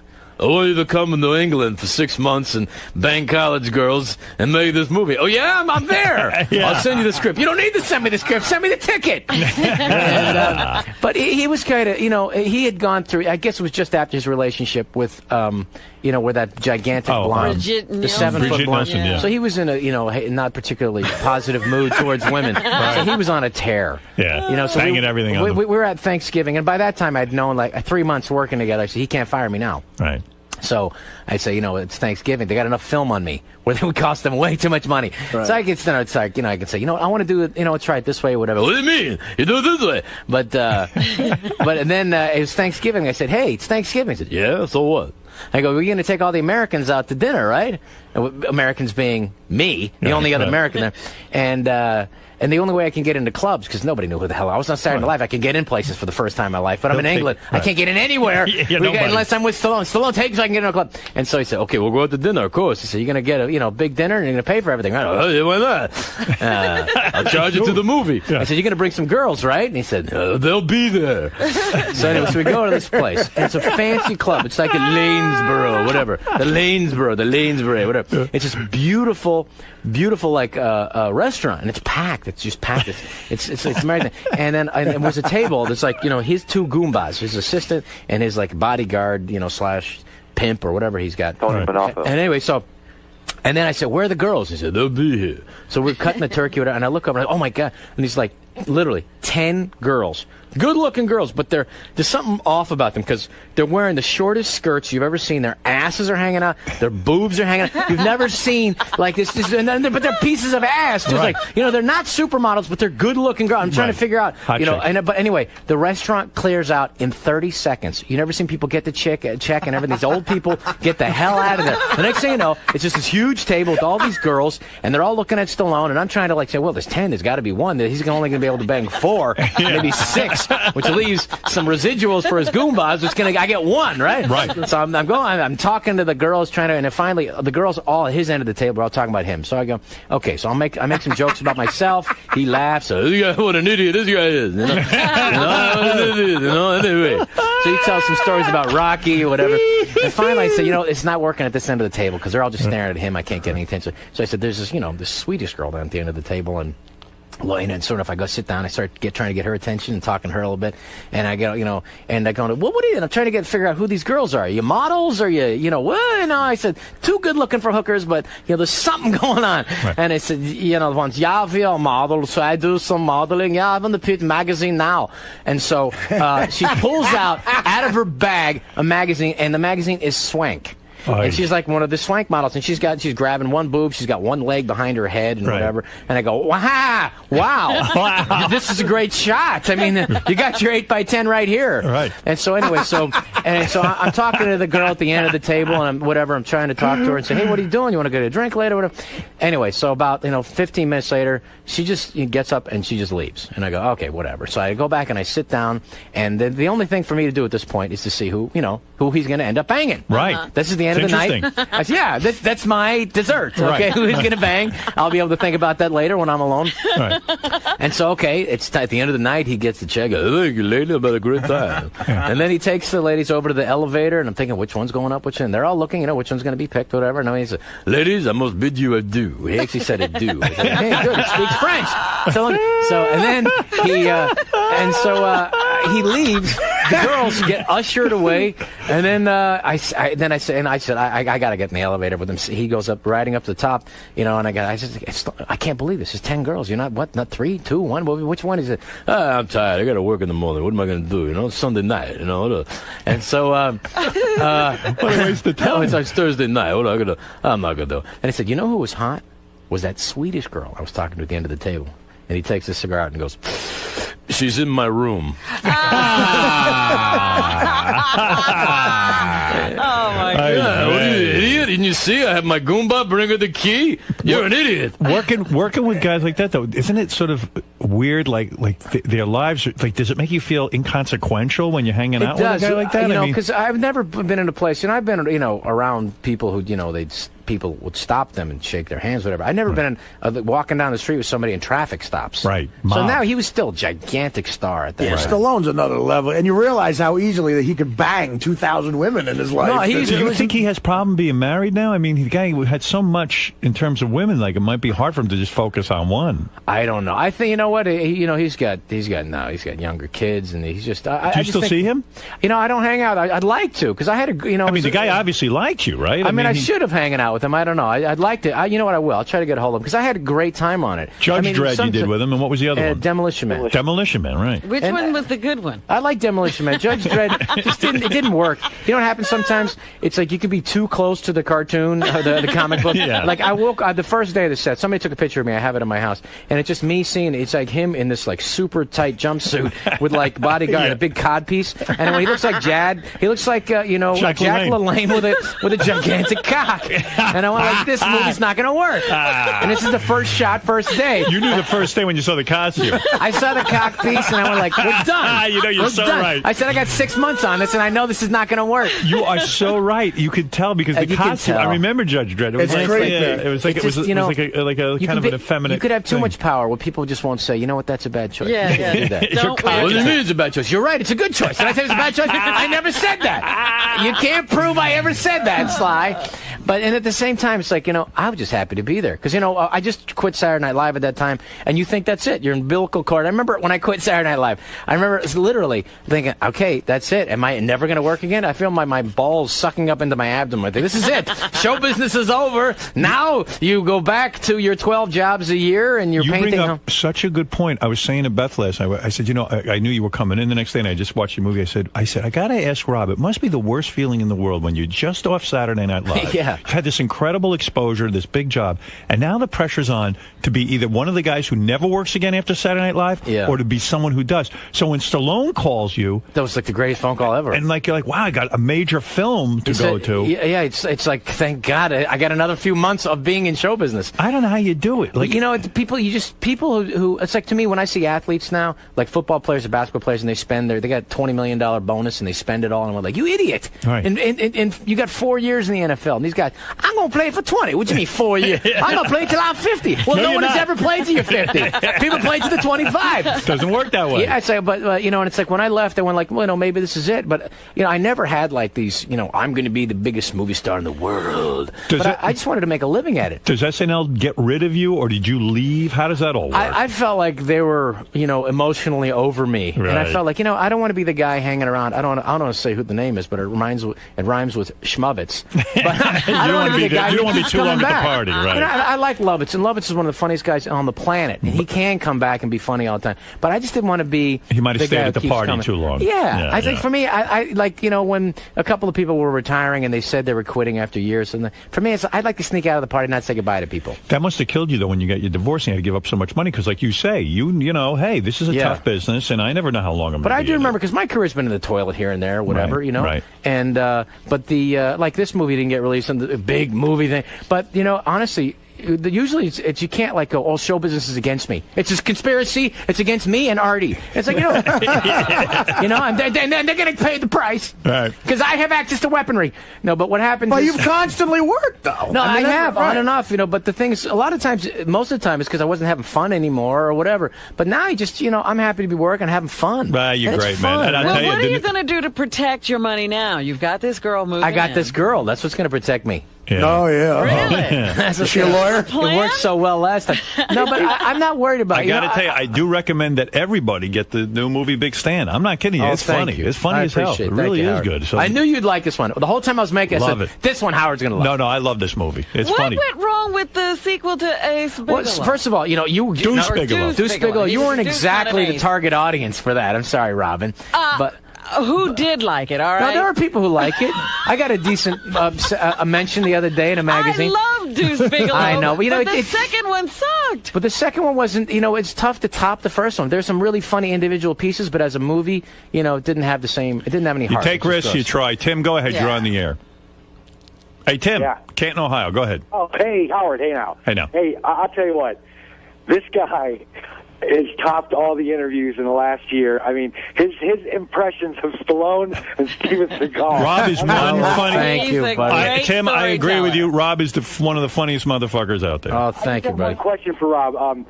During his Saturday Night Live stand, what was one of his favorite skits he did? Well, there was a really funny one that I did that I just, sleep deprivation is a big deal because you put in 100 hours, and most of the guys sitting around who did a lot of the work was like, it was Rob Smigel, Adam Sandler, this guy, Jim Downey, and I was I'd like to say one of the guys. And one of the things we had in common, none of us wanted to go home. We're all avoiding something about our relationship we weren't happy with. Did you literally set up at Saturday Night Live at the Rockefeller Center studios and stay? We just want to stay till 3, 4 in the morning. Wait till the girlfriend's asleep. Wait till she's asleep. But maybe then, it's also because you don't want to leave. But it's also it's fun. It's like we're finally here. Right. Let's make something funny. Right. And then sometimes at 4 o'clock in the morning, the idea would come because you'd be so exhausted. And so sometime I remember I was flying back from some place because at that time you get offered to do things. It's a charity. They want me for what? Charity? I'll go. What is it? Sure. Because you don't know. You're supposed to say no, or you can say no. Right. And then you get offered. So anyway, I'm doing this thing. It was a nice charity in New Orleans, and I'm flying back, and I hadn't slept in 2 days. And I'm thinking, what if I'm just naked right now? I was completely nude and naked. And I said, and other people had a problem with it, not me. And I thought, so it's a sensitive naked guy. And I was just, it's so I did hey, Kathy, what's the problem? Nothing. I don't want to talk. Come on, Kathy, please. We're not going to find out what's bothering you unless you're really telling me what's bothering you. Well, it's just that you're naked and it's really uncomfortable. You're sitting on my couch. You're not sitting on a towel. Come on, Kathy, what's really bothering you? And anyway, so it was just a stupid kind of thing. And then the next thing I know, I'm naked on Saturday Night Live doing the bit. I love to hear the origins of these bits because remember we were talking about Goat Boy and how that whole thing got started, and that was just the greatest story. And that's the amazing thing about that show because if it does catch on, you know everyone's talking about it the next day. You just never know what's. So it was. That's why you stayed there till 2 or 3 in the morning. Yeah. You knew that the next Saturday night you could get something on live and you could get a sketch on, and you didn't have to wait 7 years to produce it. And you know, I mean, it's like it took 2 years from writing the movie to Josh Lee wrote the original draft. He did a great job to finally making Big Stand. There, if I had a day a Tuesday, I find out Saturday if it's funny. It's like I had such a tiny little hole in the wall room. They had so many writers there. I used to joke about it. The cast was so big that it took till midnight before the scroll was like, and feature player David Spade, and feature player guest feature player Adam Sandler, associate guest feature player Rob Schneider, and it's like and Al Franken, who will never leave. In a way, movies are too big in a sense that there's so much pressure to make a movie. With a sketch, it's so much better. You get an idea and you throw it on. And it's 3 minutes later, they offer me, do you want to do the Copy Machine Guy movie? It's like, no, I can't even come up with a 3-minute bit. How am I going to do a 9? People are going to be pulling their eyeballs. Well, you know that it's a copy guy. You know that bit he's talking about where he would go the Jakester, Jake Rooney, stuff like that. Yeah. Norm told me a hilarious story about Rob, where I guess this was you were at SNL. Do you guys know the name Football Williams? Remember who that guy is? Yeah. No. Yeah. Football Williams is the guy. I can't believe you remember this. Well, Norm told me this. Okay. It's hilarious. Football Williams is the guy from the video with the LA riots. Right. He's the black kid who hit. Right. What's his face with Reginald Denny, the white truck driver. They pulled out of it. He's the black kid who hit him with a brick right in the face. And he just starts dancing. And they call him Football Williams. Yeah, Football Williams is his name. Right. So Norm tells me the story about Rob. Football Williams became a big celebrity from that. He was on Donahue or something. Right. He's in the NBC the same building. studio as us as Donahue. And the guy who killed somebody, who threw a brick, he was getting the shit beat out of him, and that wasn't enough. This monster, this non-human being comes up with a brick and hits him on top of the head. Absolutely the most inhumane thing. So you're bitter that this guy is so famous, and he tells me, Rob, supposedly you were taking a leak next to him in the NBC. I look over and I go, hi. Football Williams, it's you. And Rob has this idea look, I'm talented, I'm doing characters, I'm trying to get famous. This guy's fucking famous. And he really was pissed off at the guy, Football Williams. And then what happened? I've never been on Donahue, he's on Donahue. Right. I don't get asked. Phil hasn't asked me, said, So then do you remember what happened? Because Norm told me the whole thing. What happened? Rob said he was so pissed off at this guy, and then Football Williams, because that character he did was an enormous character. Right. He said he finishes taking a leak, and he comes over and he goes, yeah, man, you're the copy guy from Saturday Night Live. And now Rob, someone recognized him, so he likes him. Yeah, man, how you doing? The guy goes, do my name. He goes, I don't want to. He goes, do my name. He said, Rob had to sit there and go, Footballer Rooney. Yeah. Please don't kill me. Don't throw a brick at my head. Yeah. I said, don't throw a brick at my face. You're on the air. Sneaking out. Not staying any longer in the bathroom. This guy's a killer-rama. And he didn't get that. Of course, he's like, damn, it's doing my name. Kurt, go ahead. You're on the air in Stony Brook. Hey now. Yeah, Rob, I have a question for you. This is a great interview. I want to know what happened after the Leno show after you went on dressed up as Lindsay Lohan. Yeah, that's right. You went on as... Yeah, well, they just asked me to do that, and I said, because Martin Sheen didn't show up 10 years. Said, can you just fill in? I got nothing to say or promote. I said, and they said, well, just can you come in? I mean, literally, we'd have got nobody. And I said, well, just ask me his questions and just say that I'm him. And so then it worked. It worked as a bit because he'd ask me questions about stuff, and I just look and go, and then I just make up something. And so then I'd filled in for what's his face didn't show up, and I got a couple hours, so I dressed up like him, Richard Gere. And they said, well, if a woman doesn't show up, that's the only way to do something. Because you don't want to just show up and not do something funny. Right. And so I said, well, someday if a woman... So anyway, they gave me a call because Lindsay Lohan's in rehab or something. And I said, well, that could be funny. Just ask me Lindsay Lohan questions, and I'll be Lindsay Lohan. But I had to be a little careful because I wanted to snort cocaine. I wanted to call people on the phone and yell at people. So but Howard, but Jay's didn't want to kill her. Right. And I don't blame him. He's got his thing. So we just did that, but it wasn't too bad. I mean, Lindsay, I guess her mom got angry. Dina Lohan. Didn't she yell at you or something? She got mad. She said that was disrespectful. This is a family issue. Well, it's not really a family issue because your daughter's famous. This is a celebrity issue. You're living your life out in public. I know, but she's part of it. And I said a quote at some Dave Matthews concert. Somebody got me, and I guess I was a little stoned. And I haven't been stoned since, by the way. But you got to spoke for Dave Matthews. So I'm a little high, and somebody comes up to me and said, "So this Lindsay Lohan said this about you." And I said, maybe when she stops partying with her daughter, maybe I'll have some respect for her. Right. The next thing I know, it's in People magazine. I said, "What? I said that? Yeah. I did say that. I didn't know I said that to somebody with a tape recorder." They should have realized you were at a Dave Matthews concert. Yeah. It's also a good point. Yeah. Hey, anyway, Rob, it's so great when you come in, man. Thank you, I love man. it. And I'm Great to really be back. excited for your movie. Had a great time watching it. I recommend it to my audience. If you want to know what a guy does when he's about to be ass raped, yeah, this is the movie for you. The feel-good ass-raping movie of the spring. It's available on We should DVD send tomorrow. it to Bernie Madoff. Yeah. You give it to Bernie. Yeah. That was a good idea. I'll He just could drop be the it off. sequel. Rob Schneider's film Big Stan. You got to check it out. Rob, thanks for coming Great in, being man. here. Rob, how'd it go, man? It's fun. Yeah, it was good seeing everyone again. Oh, man, it's just great. This is the best, man. It's the funnest interview you can do in show business. What do you like about Howard's show? It seems you have so many stories. It's so easy for you to talk. Because to no him one else, I can't say these stories anywhere else, and he appreciates it because he's been in this for 25 years. I've been in it for 25 years. It's a history. So it's just kind of fun because at the end of the day, you can have your money, you can have your relationships, but what you collect after a while, stories. And so it's fun to for me, it's just getting laughs, He's got a great laugh. And if you make Howard laugh, you feel like, it's a great feeling. Cool. So it's fun to be out, To me, it's doing Howard is always like, yeah, I got to do Howard, Awesome. I don't have to hide anything. So you had a good time today, Because right? he'll attack me if I do try to hide something. It was fun. That was a pleasure, man. Awesome. All right, man. Thanks for Now I stopping. got to deal with the carnage of all the stuff I said. You think you're in trouble with anything you said? I'm not worried about it, man. I didn't say nothing, I don't think. Nothing that bad. Nothing too bad. I'm going to lecture Benji right now. I do actually love Benji, and I'm going to lecture him right now because I'm reading about this radio reporter who got killed in the sex slave ring. Yeah. And I'm going to... By the way, if I sound a little dopey and tired, I stayed up for the entire American Idol last night till 10 o'clock, which I never do. Was that important to you? It is. You know what? I'm not going to lie to you. I'm not going to bullshit you. I'm not going to sit here and tell you it is. It's that important to me.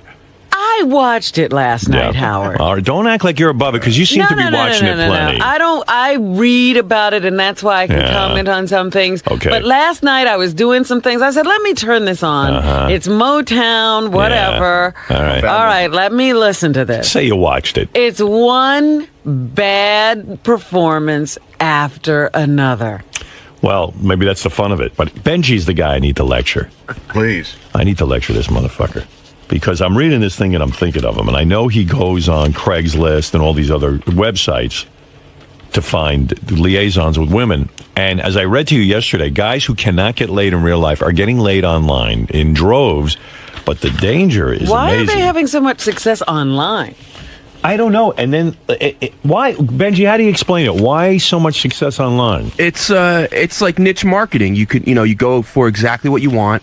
Right. You can. It's like fishing, but you have a line out all day till a fish bites on it.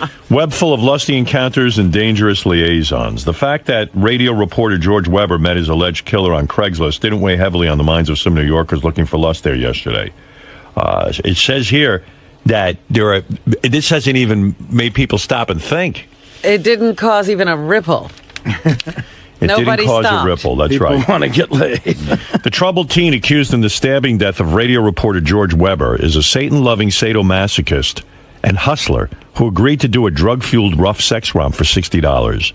Knife fetishist John Katehes. Oh, knife fetish. Knife fetishist, 16 years old, stabbed Weber 50 times to the neck and body, police said. He and Weber met online sometime last week and had arranged to meet, Police Commissioner Ray Kelly said.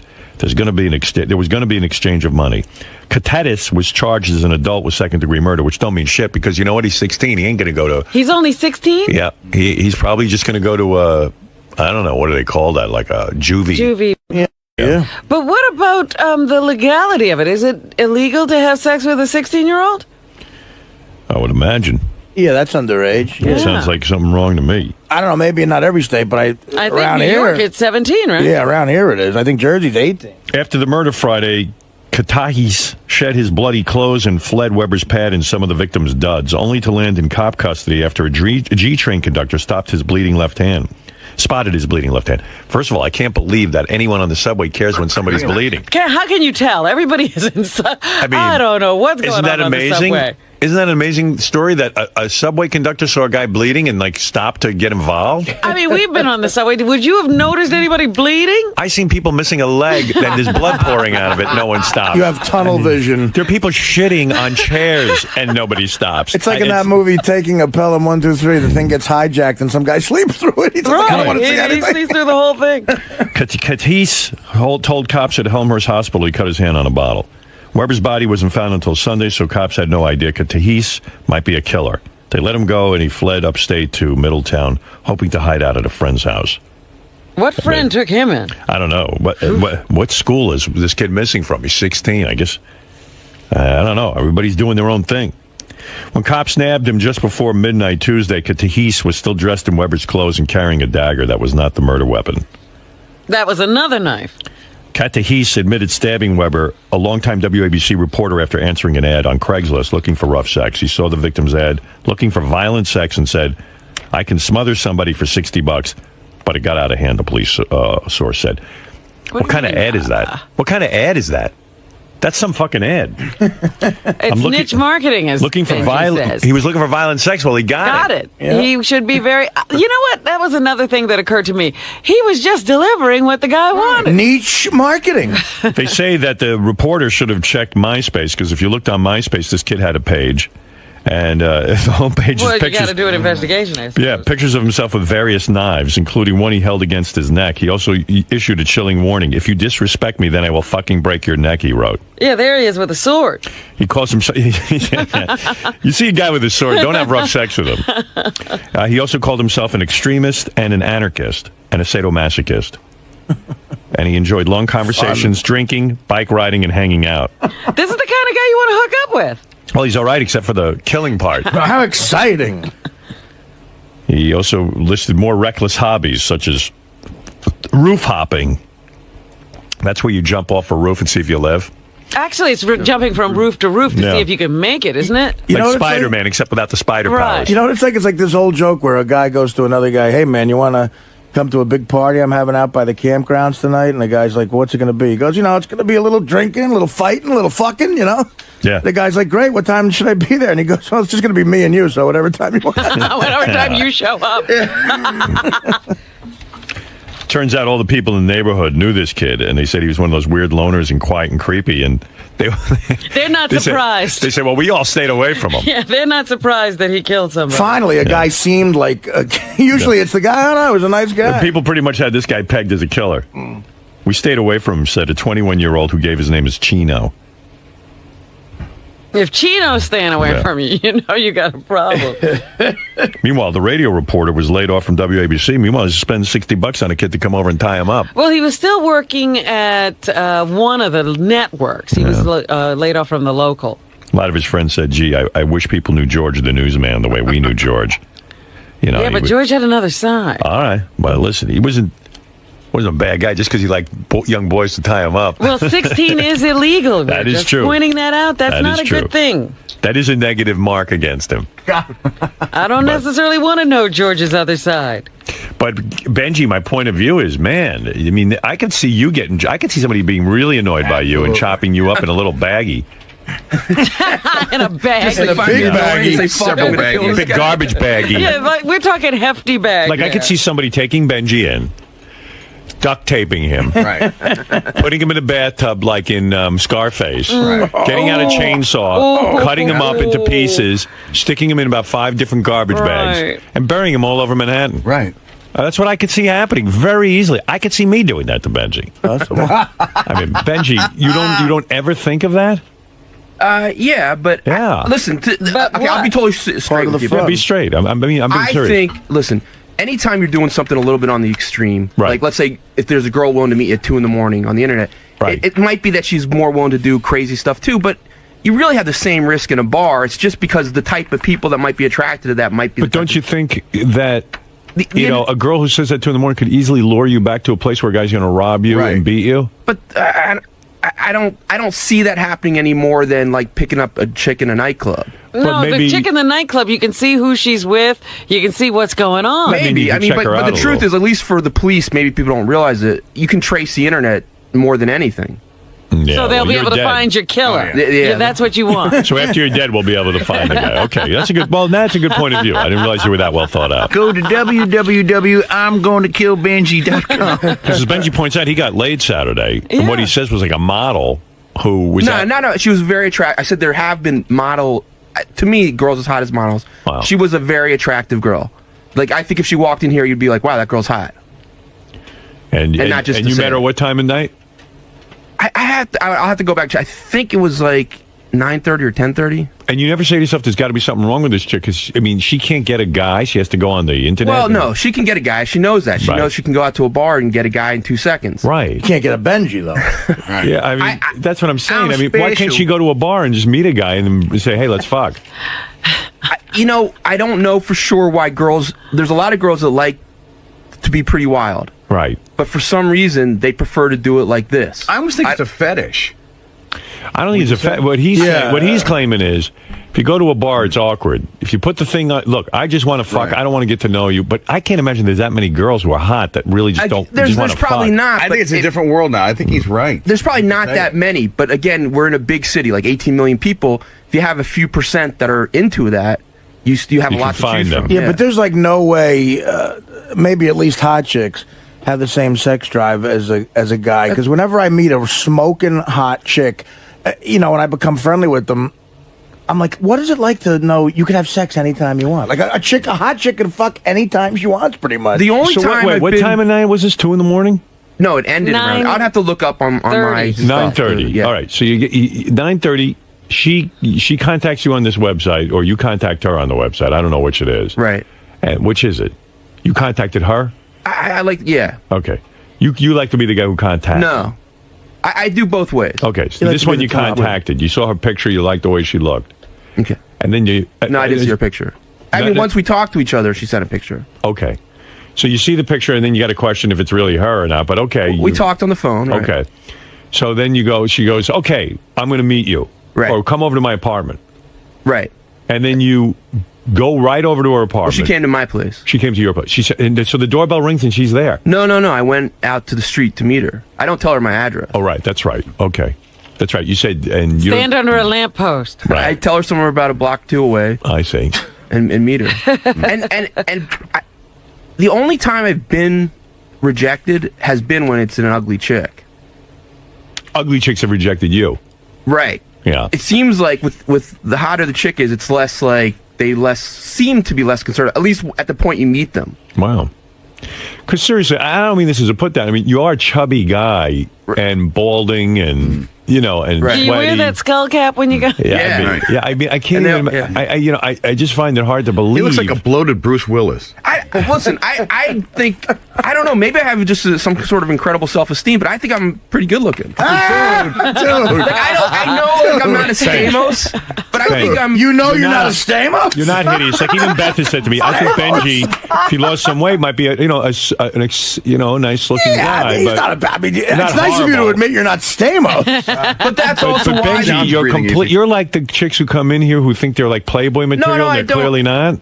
I don't know. It doesn't... I don't think looks are as important to a lot of chicks as they are to guys. I guess not. And also, I think that's, you're saying, why is the computer? The computer, you can use words. And on the phone, you can use words. And you can show them your personality. Yes. So you're a wordsmith, is what Robin. But if I'm a girl who's looking to get laid, I want the best looking guy I can get. Some girls are. Yeah. Some girls are, and sometimes I won't get that. Yeah. But some girls, that's not what they're looking for. So she came over. Or at least not their top priority. Do you send them a picture? You said she sent you a picture. Yeah, usually. I'd you know like what? to see I didn't the send her a picture. picture. I didn't send her a picture. Wow. She didn't care. I guess not. Wow. So then you go and you meet. I avoid sending a picture. You bring her up to your apartment. Within 20 minutes, she said, you're banging her. Yeah. Wow. Like the clothes come off and let's do it. I had some wine. We had some drinks. And this is the one you ate out for 4 hours? Yeah, and I've gotten people say, well, you can't. It's not like I'm sitting there just lick for 4 hours straight. Yeah. We're playing, I'm licking, I'm fingering, and Right. sometimes we cuddle and kiss, and it's going back and forth to that. Oh, I want to throw up. That's what she said too. Cuddling Benji, kissing Benji, and him licking you for 4 hours. If you're going out like a cat. to Or even me. anonymous sex, don't you want to just have the sex and go? Even like my dog who craves human attention can't stand to be next to someone for 4 hours. I mean, that's a lot of attention. Even when dogs lick you, after a while they stop. They stop. They go get a drink of water. If I'm turned on by a chick, I could give her oral for a while, but 4 hours. You could take the fucking SATs. It wasn't 4 hours straight. Right, I understand.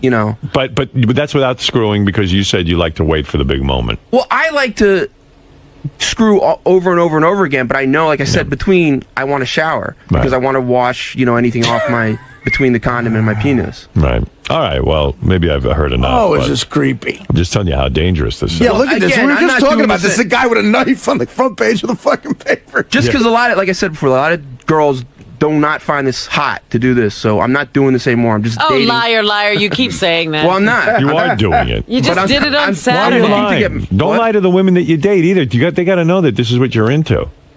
I'm not. I'm into sex. Benji, you do this tons of times a week. What are you talking about? You're not into it. You are. Why are you denying that you're into it? Because I'm looking to date regular girls. So you're gonna have to find a girl who accepts this. But lifestyle. you better tell them your truth too, because once they find out It's about easier this, people are more accepting once they know you for a couple weeks. Yeah. I like how you go. So I'm really not into this. You do it every week for the last God knows how many years. He's forcing himself. Wow. If I looked like Benji, I would be so nervous that when the girl saw me, she'd be disappointed. That I would never do this. The only reason. But what this choice is why, do you have if you look you like guys him? ask, this is why, again, I'm hesitant to talk about it also, because the fun part about it is, let's say you do get rejected. Big deal. Fuck. I do. But what does that mean? I would feel bad about myself. But let's say no one knew about it. I know about it. It does hurt. It hurts when you get rejected by a chick. I know what Howard's saying. It gets to you. You're like, well, shit. But maybe I am really an ugly fat slob. but Benji actually might have a healthier attitude. He knows he's hideous, but he goes forth anyways. That's why, again, I never say. He doesn't know he's hideous. He thinks he knows he's not as good as Stamos, but he's somewhere you actually think on some level he really thinks he's attractive? He said, in other words, he tells you all the time. He tells me all the time how attractive. Well, Fred, listen. You said he's hideous. You said he's hideous. Listen to the gap here. You said he's hideous. Benji feels it's necessary to say out loud he's no Stamos. So Benji feels Benji feels it's necessary to get that information out verbally. So Stamos was on Full House. Benji's as big as a Full House. The best week that you ever had doing this, could you bang 5 different girls in a week? That's the appeal of it. If you want to get laid, you can get laid. If you you still have to put time into it. That's what this guy said in his letter. He says he can't get laid in his regular life, but when he goes online, he gets laid like crazy. So that's why people are taking these big risks, but you can end up chopped up in a bag. Right. I mean, where do you think your looks fall in our staff? I'm being serious. Okay, do you think you're better looking than Fred? Be honest. It's so hard for me to judge that. He thinks yes. I can answer that. Be honest. Ben. I think my face is like a prettier face. Right. But I think women would think of him as handsome, more handsome. So you're prettier than Fred. I don't even know what the fuck that means. What did he say? I don't know. Yeah, he looks like Rebecca Romaine Stamos. Like He's Paul prettier. Abdul, you're not answering the question. Are you think better all looking guys than are Fred? handsome guys, pretty much. Are you better looking than? Faces. Are you better looking than Fred? I guess I think I'm sexier. Yeah. Okay. Well, are you better looking than Fred? Yes or no? Well, you have to include shape. So shape-wise, no. If you include I'm fat, no. Like I think how can we not include that? If you were a girl, who would you want? The whole Fred, package. If Benji, who is better looking? You're looking at both of you now on the TV monitor. Me. Who is better looking? You're better looking than Fred. Okay. Just in the monitor. Look right at now. Artie. Who are you? Are you better looking than Artie? Or is Artie better looking than you? Right now? Oh my God! I don't know. Artie's so interesting looking, but I would say me right now again. Like right in the monitor right now. I'd have to I told you he's delusional. Are you better looking than Gary? Yeah. You are. Yeah, I don't have no. Well, that picture of Gary right now with his finger up his I don't nose. know. It's really hard to me because I think of you guys as all interesting. Like, okay. I go, are you better looking than Gary? And the TV camera goes on Gary, and his fingers are up his nose. When I first, it's like, you know what, Benji, you are better looking than Gary. Better have it. Like I can tell you right now, Gary, what is that? You love to smell your fingers. I wasn't smelling them. Yes, you were. Go look at the tape. I know what you like. You love to be honest for a minute and stop the lying. I don't smell my This is you 90% of the time when the camera goes. Now watch me. I can't see you. You're like, oh yeah. You're like this. You know that's not true. I swear, Gary. He loves his fingers and he loves to smell them. There he goes. Yeah, there he is. Look, there he is. I can't hear him. He's talking to me, but I can't hear him. Can you hear me now? Now I can hear you. Yeah. So like I'm like this. It's more like a thinking position that I'm not like. Oh, you're the thinker. I don't know why I do it. I'm not going to sit here and tell you any great explanation, except I'm not smelling anything. You're like that old joke, asshole pussy. What who's asshole? I don't know. But just to get back. All right, so Benji, you're better looking than Gary. Let me. He's the handsomest guy here. When Will Murray first started here, I liked him a lot, but I felt bad for him. I was like, oh, he's such a boring-looking guy. Girls will never be into him. Right. But then it ends up like girls are like, oh my god, he's like the cutest thing in the world. So I guess I don't know what guys, Right. you know what. You thought that about Will? That he was a boring-looking guy, and you felt bad for him? Yeah. See, that's how off he is. What's going through his head? His barometer. I just thought he was such a nice guy, but he was like real shy. And He's like Benji's like, gee, that's like the Elephant Man. Yeah. Elephant Man walks into a room. You ready? He goes like this. Oh my god, I feel so bad for you. You look horrible. I mean, what is that? Benji when he was thinner with hair, I felt bad. I mean, he wasn't a bad looking guy, but that's not the case. Remember when we judged the pictures? 30 years our ago. best picture, I was the best. Yeah, I know. But that's a picture from I've 30 never years seen you ago, look Benj. that good. There was one of those weird, like, you look at my press photo. That's the best I've ever looked. I look great in that picture. I love your face. I think you have a really great face. You happen to be He'd right. have sex with you. Do you think I'm better looking than you? No.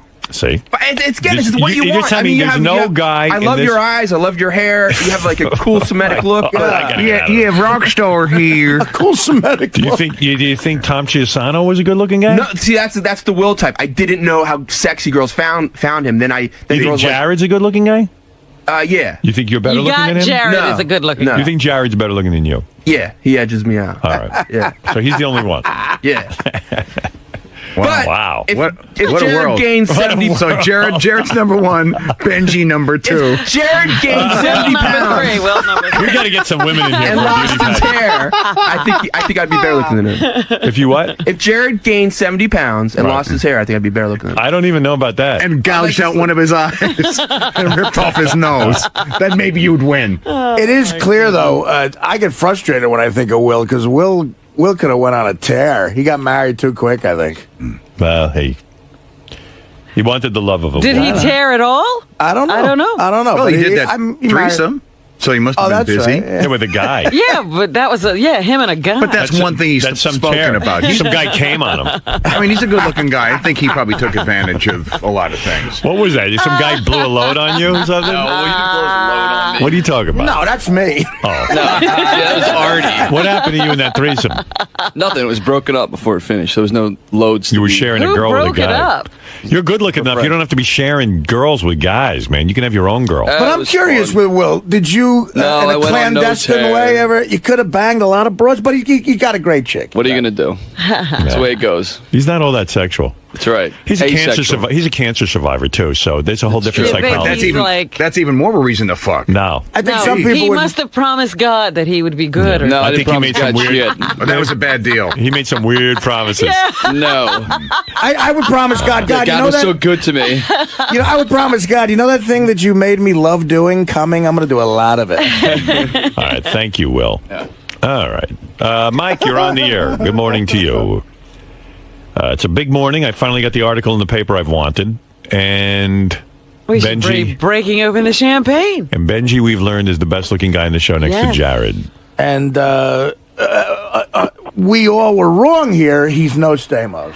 Right. On the bronchometer, he is number one. Well, how come we didn't ask the one woman in the room here? I mean, Oh, please. I don't want to put Robin on the Why would you want to spot. listen to me? I wouldn't know a thing. Benji is the authority. I mean, Robin, Benji is nowhere near good looking in your eyes, right? I have a question. Benji is not ugly. He's not heinous. He's not hideous as Fred has said. All right, let me. Okay, since everyone wants the woman's point of view, all right, you have to have sex with one of the two people. It's always going to be Benji or. All right.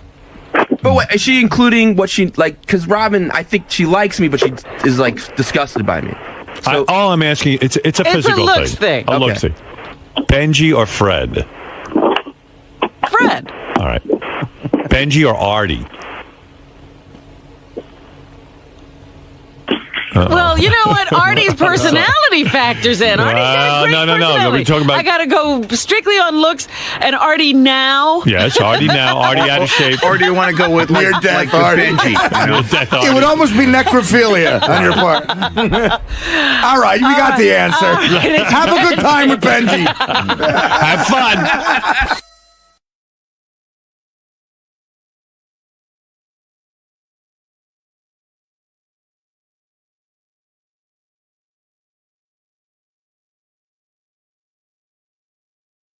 Doing? How you doing? Good. I really don't want to be firm because I have a bone to pick with Scott Kirstein. He's been like a brick to me lately. So unless if I sign a release, I really don't want to be on camera. Why not? You won't talk to me? No, not because you. I have a bone to pick with Scott. Scott Goodstein? Yeah. Yeah, so... This all right. one, This one. Okay, So Kurt Angle's coming in today. He's a wrestler. He's a big deal. Elephant Boy. You got to worry about these wrestlers now. Wrestlers are just dying. I know. Well, do you know the part in the movie The Wrestler where he gets staple gunned? Uh-huh. You know the kid who's my bodyguard I showed you a picture of? Yeah. The kid who I came know. home when he was 17 and his parents were gone? He does that shit. He wrestles. No, not Kurt. This kid wrestles in amateur wrestling matches around Jersey. Almost the exact scene in the movie The Wrestler. And he staples himself? He's been in staple gun matches. Oh, Wow. jeez. I mean, like, there's no phoniness. They staple gun. Right. Right. Hey, what's your problem with that? I don't know. I guess Why don't you grow up and accept reality, man? That's making a living. Yeah, I But, guess so. You know, just a couple of weeks ago, the test was found dead. Yeah. And then, you know, we had that guy who killed his wife and kid and then killed himself. Oh, yeah, that guy went nuts. Yeah. I told Elephant Boy you could come down here and meet Kurt Angle, but he's going to have to do something. to I'm meet just Kurt worried that Kurt Angle is... We had a good idea. We had a whole bunch of... Where is Elephant Boy? Bring him in here real quick. I haven't seen Elephant Boy this year. I got to tell him he's got to do something to meet Kurt Angle. He just can't meet Kurt Angle. Yeah, why should he just get to meet him? I mean, I love Elephant Boy, but, you know, there are rules. Hey, Elephant Boy. Boy, you gained weight. Put on a few, huh? Yeah, if I little body. Gary says to me this morning, you think Elephant Boy will be wearing his fanny pack? Yes, and there it is. There it is. And Elephant Boy is the last fanny pack wearer, I think, in the country. And look at that color. I mean, that must be from the 1980s. He's got a fanny pack that not only is a fanny pack not cool, it looks like a colostomy bag on his hip, but he's got a fanny bag that doesn't match any outfit he could be wearing. It's a purple fanny I am bag. not color coordinated. Yeah. What color is that, would you say? Purple? Maroon. What? Maroon. Yeah. Maroon. Moron. That isn't maroon. Whatever. Why would you get a maroon fanny pack? Yeah, it was on set. That's why I say have enough pockets for me and I don't lose stuff. Why don't you get like a knapsack or a cool thing, like a bag like I got? I have a knapsack I usually take to walk with me, but this is like with my small stuff. Yeah, what do you got? What do you got? What is so important that you got in your fanny pack? I got my radio, my cell phone, my cards. Credit cards. Yeah, but can I ask you something? Yeah. Why not? You see, like I got like a case, like I carry around a bag. Yeah. Because like that fanny, I'm just saying that fanny pack attached to your belt. Well, maybe next time instead of I take my knapsack, I do have one. No, because that's a lot cooler. I'm just. But he's always wearing that fanny pack. Elephant Boy has always reminded me of a celebrity, and it just fucking hit me who he reminds me of. I'll tell you exactly who you're thinking of. Okay, go ahead. I got to think of the guy's name. I know he's been in a couple of movies. He's been a guest. He's been a guest, and I can't. He's blonde hair. Not the guy I'm thinking of. I'm thinking of a musician. I'm thinking of an actor. I'm thinking of an actor too. Okay, I'm thinking of a musician. See if you're with me here. He looks like if Ron Wood sustained a bad head injury. Doesn't he look, he looks like he got Ronnie Wood's nose. He looks like Ronnie Wood. Who are you thinking, Fred? I'm thinking of David Arquette. See, I'm not thinking of David Arquette. I'm thinking of I can't think of the fucker's name though. What? Blonde. people in the past told me I look like Emilio Estevez back when I was younger. Emilio Estevez? Yeah. Yeah, you don't look like Emilio Estevez. Okay, that's what people told me. Anyway, Kurt Angle's coming in. Elfin Boy's a big wrestling fan. There was a couple of ideas. He's still into wrestling. Yeah, he's still into it. Well, you still gay or are you straight now? I'm straight now. Yeah, you see, someone said to me, do you think Elfin Boy's gay, but he's just being straight? I go, Elfin Boy did so many gay things that he's gay. He's a gay man who's trying. Fucking faggot! He's trying to be straight. But you are faggot! So I feel bad for I don't think that he's the kind of gay that is struggling to be straight. But Howard, here's the question. Of course he's gay. Can a man go through a period of time, say 2 or 3 years, of a phase of being gay, and then just give it up and be straight? No. You're gay! I'm faggot! But there's nothing wrong with it. Yeah, that's enough one. Like to me, it's a phase. I think I'm all out of it, but who knows what happened to future? It's not my That means he's object. going back. I'm saying if Kurt Angle walked in... like you said, call me in not for 10 years. I'm saying if Kurt Angle walked in, stripped down nude, and said, Elfin Boy, blow me, Elfin Boy would be on his knees. Yeah. I would also say that very few people who go through a phase actually make movies. Like Elfin Boy made a movie. That was years ago. Something I regretted, but... Doesn't matter how many years ago it was. Why is he fighting being gay, Howard? Because it's not an easy life, and he's got enough problems. He's Elfin Boy. You might as well go gay. Nothing's going to get easy for you. True. But I think of this. As a mother of a hard time I get to get ladies, I will have double the hard time getting men. Really, you think? Yeah, I think the most I can get is like old guys. So he doesn't feel that he could get anybody good-looking men, so he's sticking with women. You can get good-looking women? Yeah. You still got that girlfriend? Yeah, but, she's, how'd you say, indisposed. Oh, she's in jail? It still is, yeah. Oh, she's still in jail? How long is she going away for? Popping not to do Artie next year. Wow. How many years has she been away? 2 years. I told me it's 2 years. How's she doing? Well, I just talked to her this weekend. She's doing okay. Is she getting it on with girls in prison? Yeah, no. Not her thing? Not a thing. Unlike me, she never went through a phase. What's she doing in prison? I didn't even know why she got in there. She says illegal use of prescription drugs. Double burning from different doctors for the same prescription, and then give it to other people. So she was selling it. Not selling, give away, and also, possessing. And wow, you get 3 years for that? And Rush Limbaugh didn't do a day. If it was for the first crime, she would only get possession. But then they discovered she was giving out to her friends and so they threw the book at her. She was distributing them. That's the word. Right, distributing. See, Limbaugh kept it all for himself. Limbaugh wasn't distributing. Yeah. He bought it. And the thing is, she was risen out for Artie possession, but she had the same judge that configured her, and he was brought up with no nonsense. I see. Yeah. Did you get that? Did you? Yeah, I saw that. Did you know she was using? Yeah. You did? Yeah. Why are you mad at Doug Goodstein? What's going on? Doug Goodstein, two things. I missed you. And one is the at the Whack Pack Barn when we did. He said I stink, and I was with Marianne from Brooklyn. She said I didn't stink after all the time there. Yeah. But if Elephant Boy got a bad... if it was just that, I wouldn't mind. Right. But then I've been getting complimentary service of Harry TV as a friend of the show. Yes. All of this Sunday, I saw my capable. I was being judged, and I want to know why. So I make an inquiry. Huh. No answer from there. I spoke to an associate docs. I emailed once or twice. Tell me what's going on. He said, we look into it. To Doc, that is harassment. It's not like I've been tapping every day what's going on. Every few days, if I didn't receive an answer, They won't give you complimentary Howard TV? No. You're kidding. No. So now, Doug, give Elephant Boy complimentary Howard TV. What is that? Yeah, and you know what?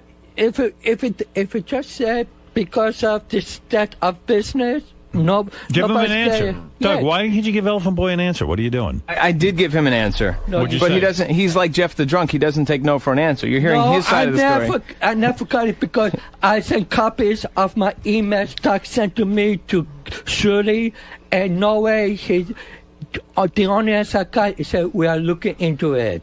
Right. And after a couple Did you look days into it? I looked into it. And what It's not like you just hit a button. There's more. There's a lot of layers involved, and there's a lot of red tape involved. Like I know that. And I actually stopped looking into it after he became such a pain in the ass. I'm Why? not gonna Because bend I over never backwards for answer. him when Why? he's just he calls like Jeff the drunk. He goes around the office and calls people. Because he I emails have- people. He wants an calls answer. That's what I gave him an answer. I said we're looking No, into it. you didn't. Relax. I'll show you the Do email. you see how good Howard TV is? This guy's ready to have a mental Look breakdown. at, yeah, he's calling. I you said should the be- first time you should I be complimented. I look into it. I'll get it for you. like Relax. heroin. No.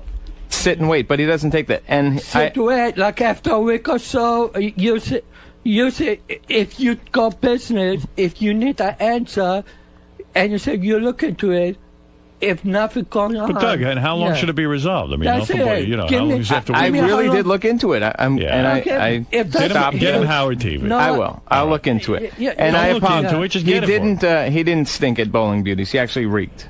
Oh, really? Yeah. It wasn't a stink. It was beyond stink. It was. Marion from Brooklyn didn't smell it. Well, then her nose must have been clogged. Were you the only one who smelled it? No, I could fill this room up with everyone that was in there. Yeah. Yeah, I wouldn't be surprised if it's I stink today. So it's Go smell nothing him. new. I'll smell you. No, you smell good. See? Actually, well, He's doing the 3 sniff test. Okay. it's like a combination of BO and deodorant that's covering BO. I would never win, so what fight it? Well, you did admit to shitting yourself and then going to an event. I admit to that. Yeah, that's pretty Yeah, gross. okay, but that's Elephant not. Boy, I'll never understand because you seem like, aside from your elephant affliction voice, you seem like a pretty normal guy. And then you go to an appearance with Gary and you got shit running down your legs. And like that took me by surprise. Like, that was not in that's character. it. That took you by surprise. And I got to tell you what else took me by surprise. I was put in a situation I'm on the. No, when in you shit, respect, I when you- should have just went away. But, Yeah, when you shit your But pants, you go it home. says something. It Yeah. says something when you just keep going. Yeah, but I You have have to bad say- judgment. At second, At the least. No, you really do because you're not retarded or anything. No, People but don't know that. I do make mistakes. You do. Well, you're not in jail at least. Yeah, It says you're grotesque, is what it says. Yeah, I mean, Yeah. he shit his pants on the subway, and then he went to Gary's appearance and Yeah, like no. had shit down. Yeah. He had shorts on, and was like, she was shit running down his Like, leg. if I was going to my friend's wedding and I was best man at the wedding, I would have to turn around. I'd make some calls. Go, look, I shit myself, and I got to go home first. You continue Yeah. to go to a Gary appearance. Public appearance. Yeah, you know what? We should say it was Howard. It was outdoors at a car dealership. Like he wasn't missing a lot. Right. And then your wife. like I say, I haven't seen Gary in a long time, so I thought Wow. go ahead, but Maybe there's more to those Gary appearances than I know. They're really great. He's just saying- Gary is a nice guy. He's just saying he hadn't seen Gary in a long time. That's why he continued to go. He missed Gary. And No, like Gary I would be think happy because to see his shit-filled self. That wasn't my train of thought, but And then you wiped your ass on the tarp. Remember? You wiped on my leg. You wiped your. It was all down your leg. I'm you know. And he I'm a- smelled. I mean, Yeah, you smelled it. I did not, yeah. Do you remember the intern that was there? Some girl, Ashley. You remember her? How you made her stink? Yeah, I think one of the interns. But listen, plap out to Gary. Elephant Boy, yeah. that isn't even the reason why I Yeah. brought you in here. I know you want to meet Kurt Angle, but you got to do something to meet Kurt Angle. Here's what I'm thinking. The first thought was, and I don't even know that this makes sense, but we were going to sit Elephant Boy in here and tell Kurt Angle that Elephant Boy's a Make-A-Wish kid, and he got mouth-fucked by a gang when he was young. And now that's why he talks like that? Yeah, that's one thing. And then every time. But do you think Kurt Angle will really fall for that? I wonder how much Elephant Boy would actually pay to get mouth fucked. Anyway, okay, so here's the thought. We could ask Elephant Boy Kurt Angle questions, and he's an expert on wrestling and stuff, so he could probably answer everyone anyway. But for every question he gets right, he gets to sit at least 5 minutes with Kurt Angle. Uh-huh. All right, so that could probably be, if he gets a couple right, he could be in here the whole appearance. Right. All right. For every question he gets wrong, he has to get 5 penis slaps to the face by Richard and Sal. Oh, good. Have they agreed to that? Yeah. I want to put it past those two. All right. Okay. Or for everyone he gets wrong, he has to get teabagged by Richard and Sal. Which is worse? I think... Richard and Sal are having gay sex. Yeah. Either way. But Elephant Boy actually doesn't mind getting a penis to the face. No. All right, I'll tell you what. How about this idea? Elephant Boy can sit in here with Kurt Angle, but every time he asks a question, we turn the Sybian on, and Elephant Boy has to ride the Sybian while he asks I his like question. that one. You like that? I wouldn't want the sipping. That's what we want. All It would do nothing for me. I don't know. You never know. Just sit on it. See what happens. It's just funny to hear you on the Sybian ask Kurt Angle a question. Oh, I'm the Sybian. All right, the Sybian it is then. Yeah. Oh, good grief. All right. So while you're in here, you can be in here with Kurt Angle, but when we go to you and you have a question for Kurt Angle, we'll turn the Sybian on. Oh, boy. You have to ask it on the Sybian. Right. I just hope you don't lose control of your bowel. I don't think that would happen. Right. But, this is your show. Right. You don't have to insert or anything. How old is Elephant Boy now? What do you think? I'm going to say 50. What do you think, Robin? Yeah, I was going to say around 45, 50. Yeah, well, my birthday is not to 58, so I'm 50 and a quarter. Wow. 50? Yeah. 50's Elephant Boy, but he's always a boy. Elephant He's still Boy. a boy. You won't never give me the moniker Elephant Man. No, that's not you. All right, Elephant Man. Go sit outside and wait for your Sybian ride Oh, with God. Kurt Angle. All right. I'm really looking forward to it. Okay, take Why do care. you love Kurt Angle so much, by the way? Why was this so important to you? All right. Well, it's not just Kurt Angle. I was invited like a couple months ago for Ric Flair by Hit Cancer Out. So when I heard that Kurt Angle was going on the show, I asked her if to take up on my rank. Why do you love Kurt Angle? Oh, Kurt Angle is one of the top wrestling stars today. Right. Remember, Elephant Boy used to go to all the wrestling matches, and you were almost like in love with that one wrestler. Yeah, Mick Foley. Mick Foley. What happened to him? Cactus Jack. Him too. What were you? Yeah. You had a mad crush on him. No, not quite, because he. Oh please! You were hanging around the locker room. No, he was making appearance in the New York area, and I know from his reputation of being extreme, hardcore, that whenever you see him, hardcore. It's fake, right? You don't wrestle. Oh yeah, fake. it's it is. I'm not giving away nothing of the business, but whether it's fake or real. No, it's fake. Okay, I it's agree. fake or real. I'm agree with you, but Mick Foley, Kurt Angle gives 100% of himself. Right. Yeah, that's why I just like with a good actor, if you give me a good performance, I would be a fan of yours. What is the most attractive? Who is the most attractive wrestler of all time? The most handsome. Who is the most handsome? As a guy who's dabbled in cock and balls. No, I never look at wrestlers bullshit. because they would beat me up. Who is the prettiest wrestler of all time? The sexiest, the one that you fantasize about. I don't fantasize. You're lying. I don't. Yes, you are. Like there's maybe a younger Shawn Michaels, but not in a it's this way. What about The Rock? Does The Rock? Does he make you hard? No, but it got good. If The Rock wanted to ass fuck you, would you let him? Nope. You've never been ass fucked? Nope. Liar. No. Are you saying you're a top? You're not a bottom? No. You've taken it in the ass once. Yeah, I did. But Elephant Boy. No wonder he's shitting his pants. Fredwin, please. Yeah. All right, let me ask you. All right. I'm going to give you. Why do you say these things and then have to recant and say, "Well, I did"? Because I have no memory of it. It's not like stuff. You don't remember getting ass fucked? You remember that? So long that I don't pay attention to it. I'd have that date marked. You know, you better stop paying attention. Yeah. I would have that date marked on my calendar. Yeah. Like the Bastille Day. If The Rock said he wanted to ass fuck you, you wouldn't let him? I think so because I know The Rock is not that top, so I can never. No, let's say The Rock is a top. top. We don't know it, but he is one. That's you may find out. I would be shocked to find out that. What about Hulk Hogan? Would you let him skull fuck you? In your mouth? I'll probably be dead. Would you like Hulk Hogan to fuck you in the mouth?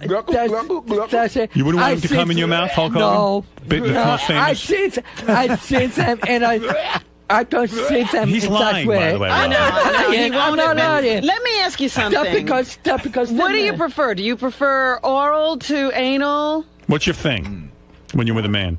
I like all. You like it all, huh? No, all. No, oral. You like blowing dudes? And get it. Yeah, he's gay. Okay, whatever. Whatever. I mean, what Yeah, no, I mean, I'm not disagreeing with you. Why fight it, right, Elephant Boy? Why fight it? You've been fucked in the ass. You like blowing guys and getting blown by Who's the guy who guys. fucked you? Like, how did that work out? Was that one of those guys you found through an ad?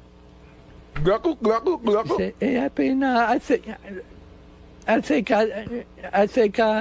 think it was an ad. So why not be with men? I don't understand. Your girlfriend's in prison.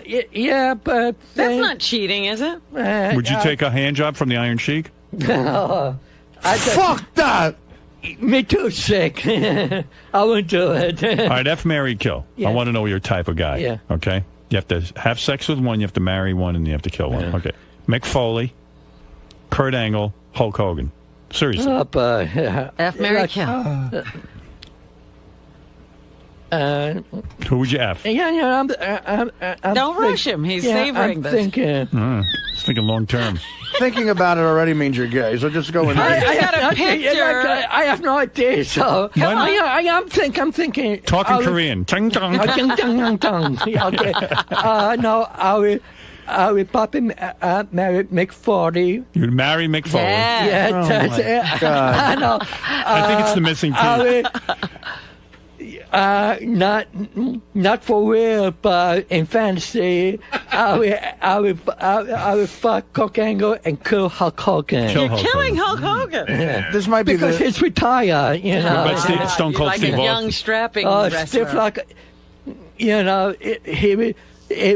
he would give me an ass whooping I will never forget. You know what the right answer is in Jersey? Kill all three of them. That's a good answer. Let me ask you something, Elephant Boy. Would you like to wrestle with any of these guys? Like, well, in Santa Pomarce, I did like wrestle, in some of the parts, but in the smaller, in the banter yeah, but if soccer. you had your fantasy of who to wrestle with, I would use it. Hey, Elephant Boy, do you know a high-pitched mic? Yeah. You attracted to him at all? No. You don't I wanna respect him, but not.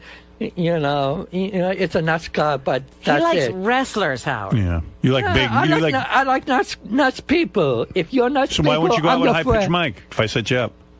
Because I'm being wasting his time. Oh, really? You're wasting his time? Yeah. Why don't you get it on with guys? You're lonely. Why don't you? Yeah, but I think things will be better by next year. When's the last time you had sex? Yes, like I said, she was at the beginning of last year. So that was 2008, probably 2007. Why would you be wasting high-pitched Mike's time? Because there's so many better fellas for him to find happiness with. You're just going to be a quick bang in the night. Yeah. Why don't you call a former Met Art Shamsky? Why don't you do a little one-nighter with high-pitched Mike? You two have some fun. Lick each other's asses. Lick some balls. Mike could blow you. Mike will blow you. Sure. Oh, you don't know what Mike is into. I say no. You want Mike to blow you? No, I would, want it. You don't want a blowjob? I'm a profit person. In regards to what you talk about, I like to keep it off the air. What's he saying, Rob? If you talk to him about this in the hall, it'd be different. Not in the hall, but I mean, just off the air. Yeah, all that's right. it. Fair enough. Fair enough. It doesn't go with women. I'm not the person, the type of guy that will, blab about it the next day all up in the air. Too bad. Okay, well, that's me. All right, so we'll let you talk to Kurt Angle. I appreciate that. You'll sit on the Sybian while Gary gives you the full 100% juice. I can just imagine. And that'll be good. Okay, thank you And again. I think you should go back to men. I think you shouldn't be lonely. Why not? And I can say, if I have to make that decision, I will always have a spot for roommates that will never go away. And and if I have choice, I'd rather be with women because I feel more comfortable with women. I see what you mean. I think the boys have a sexy bikini for you for when you sit on the Sybian. Oh, so that'll be good. You'll look really hot for Kurt Angle. Oh, wonderful. So go get in your bikini and get ready to sit on the Sybian. We find a lot of people do gay shit to meet wrestlers, don't we? I I know what Depace did when it's not people who do gay things. It's men who do gay things. Right, exactly. Yeah, there's no regular women in wrestling. What's a perfect penis size? So you've taken it in the ass. What's perfect penis size? I have no idea. What do you like, a big, small? Regular size. Oh, you like a big, thick dick. Yeah, I mean, when you're admiring one, you want it to be I don't admire big and thick and Don't veiny. you want when your asshole to be full, like totally filled? Show him a picture of that guy we had in here, the mold of that dude. That's what you want. Do your eyes light up when you see? Is longer and thicker more exciting? No. Come on. I don't think that way. What's Yes, the you do. perfect size? Oh, would he strap that fake cock onto his face for us? Yeah, sure. Would you do that? What, he's asking Kurt Angle a question? Yeah. Get him in a sexy bikini and give him the Kurt Angle penis. I mean, not that Kurt Angle. Whatever that guy's name was who was in here. Would you do? We got a big cock. You just got to duct tape it to your face. Not on my face. I'm a body, yes. On your body. On your chest or on your something. chest. Where the pin is supposed to be. Barrett Long. Like Alien. No. Just put it in your ass. No. While you ask Kurt a question. While you're on the Sybian. Excuse me, Mr. Angle. That's what you have to do. Come on. Can I live now? Yeah. All right, go get in your bikini. Go ahead. I can't wait to see you in a bikini. He's hot. Good. He's not so bad. Go ahead. I know, he's got a cute little belly now. I like And get that fake cock. Pregnant. And take off that fanny pack. That is the sickest. It's the weirdest look ever, fanny pack. If you tried, it went away so long ago, he won't give it up. If you tried to find a shirt that ugly, do you think you could do it? No. There's no shirt that uglier than Elephant Boy's shirt. And it's the combination with the purple fanny pack that really sets it off. It's a yellow and like black shirt. It's piss yellow. Piss yellow. And shit brown. And purple fucking fanny pack. I mean, it's like every weird color. Okay. Fred. Yes. There's a lot of gay revelations today. Yeah, and the thing is, it's not that I'm not that gay. I mean, if I have to judge, it was like trying to do something different from my longest, but I tried it. That's okay. Go ahead. Okay, I'm sorry. I tried it. It wasn't that bad. I have to admit, to be completely honest, but it wasn't me. I would be more comfortable with a woman, in a love-and-death relationship than with a male. How come you had such a problem with possibly getting teabagged or getting smacked in the face with their dicks? Like I said, because that's not me, like I said, if I really wanted to suffer record, it's like with a woman. That's what I feel comfortable with. Telling me that Tim's breath is really bad because that sometimes happens when you're he's not detoxing. Eating. Yeah, detoxing. You're not eating. Detoxing, it brings up a lot of stuff. Yeah, there's a bunch of crap. Can he brush his teeth? Sure, he can. Can he mouthwash? It's not the Jewish holiday where you can't have water in your mouth. I gotta say, I saw him from across the room. He looked so fucking good, and I went up to him. I said, "Tim, man, congratulations!" He shook my hand, and he just giggled a little bit, and I almost fell over. Oh, yeah, you smelled his breath too? Oh my God! Yeah. Where is Tim? He does look amazing, but maybe just, I don't know, light a bonfire in there or something. I mean, Tim, you know what? Burn some incense in your He mouth. lost 25 pounds so far. He looks great, but this is tough love. You're, Look you're a at you. businessman. Don't take a meeting with... Tim, a lot of people are saying the breath's pretty awesome. That can happen. It happens? Okay, I'll go get some mouthwash. Sorry. You need to brush, mouthwash, I did. and go eat a Gargle. sandwich. No, don't eat the sandwich. Don't take a meeting with the Ashley Madison people with that breath. Did you brush your teeth this morning? Of course he did. But you don't know that. Absolutely. You did, really? Yeah. He's not Richard. Mouthwash. Don't you ever, I can tell if I have bad breath if I just put my hand over and I cup. Yeah. You can't smell it? No. Really? I'm amazed. I know some people who have the worst breath. Tim never has. I've never smelled. He's always fine with it. I'm not good at telling them. I even know people who tell me, "Oh, that guy has the worst breath." I mean, they have the worst breath. Right. They're whispering in their bad breath that they have that other people have bad breath. Let me ask you something. I was thinking this about Elephant Boy yesterday. I don't think Elephant Boy can smell himself. No. According to some people, he smells bad, but then according to Elephant Boy, he doesn't smell at all. Right. And he gets upset.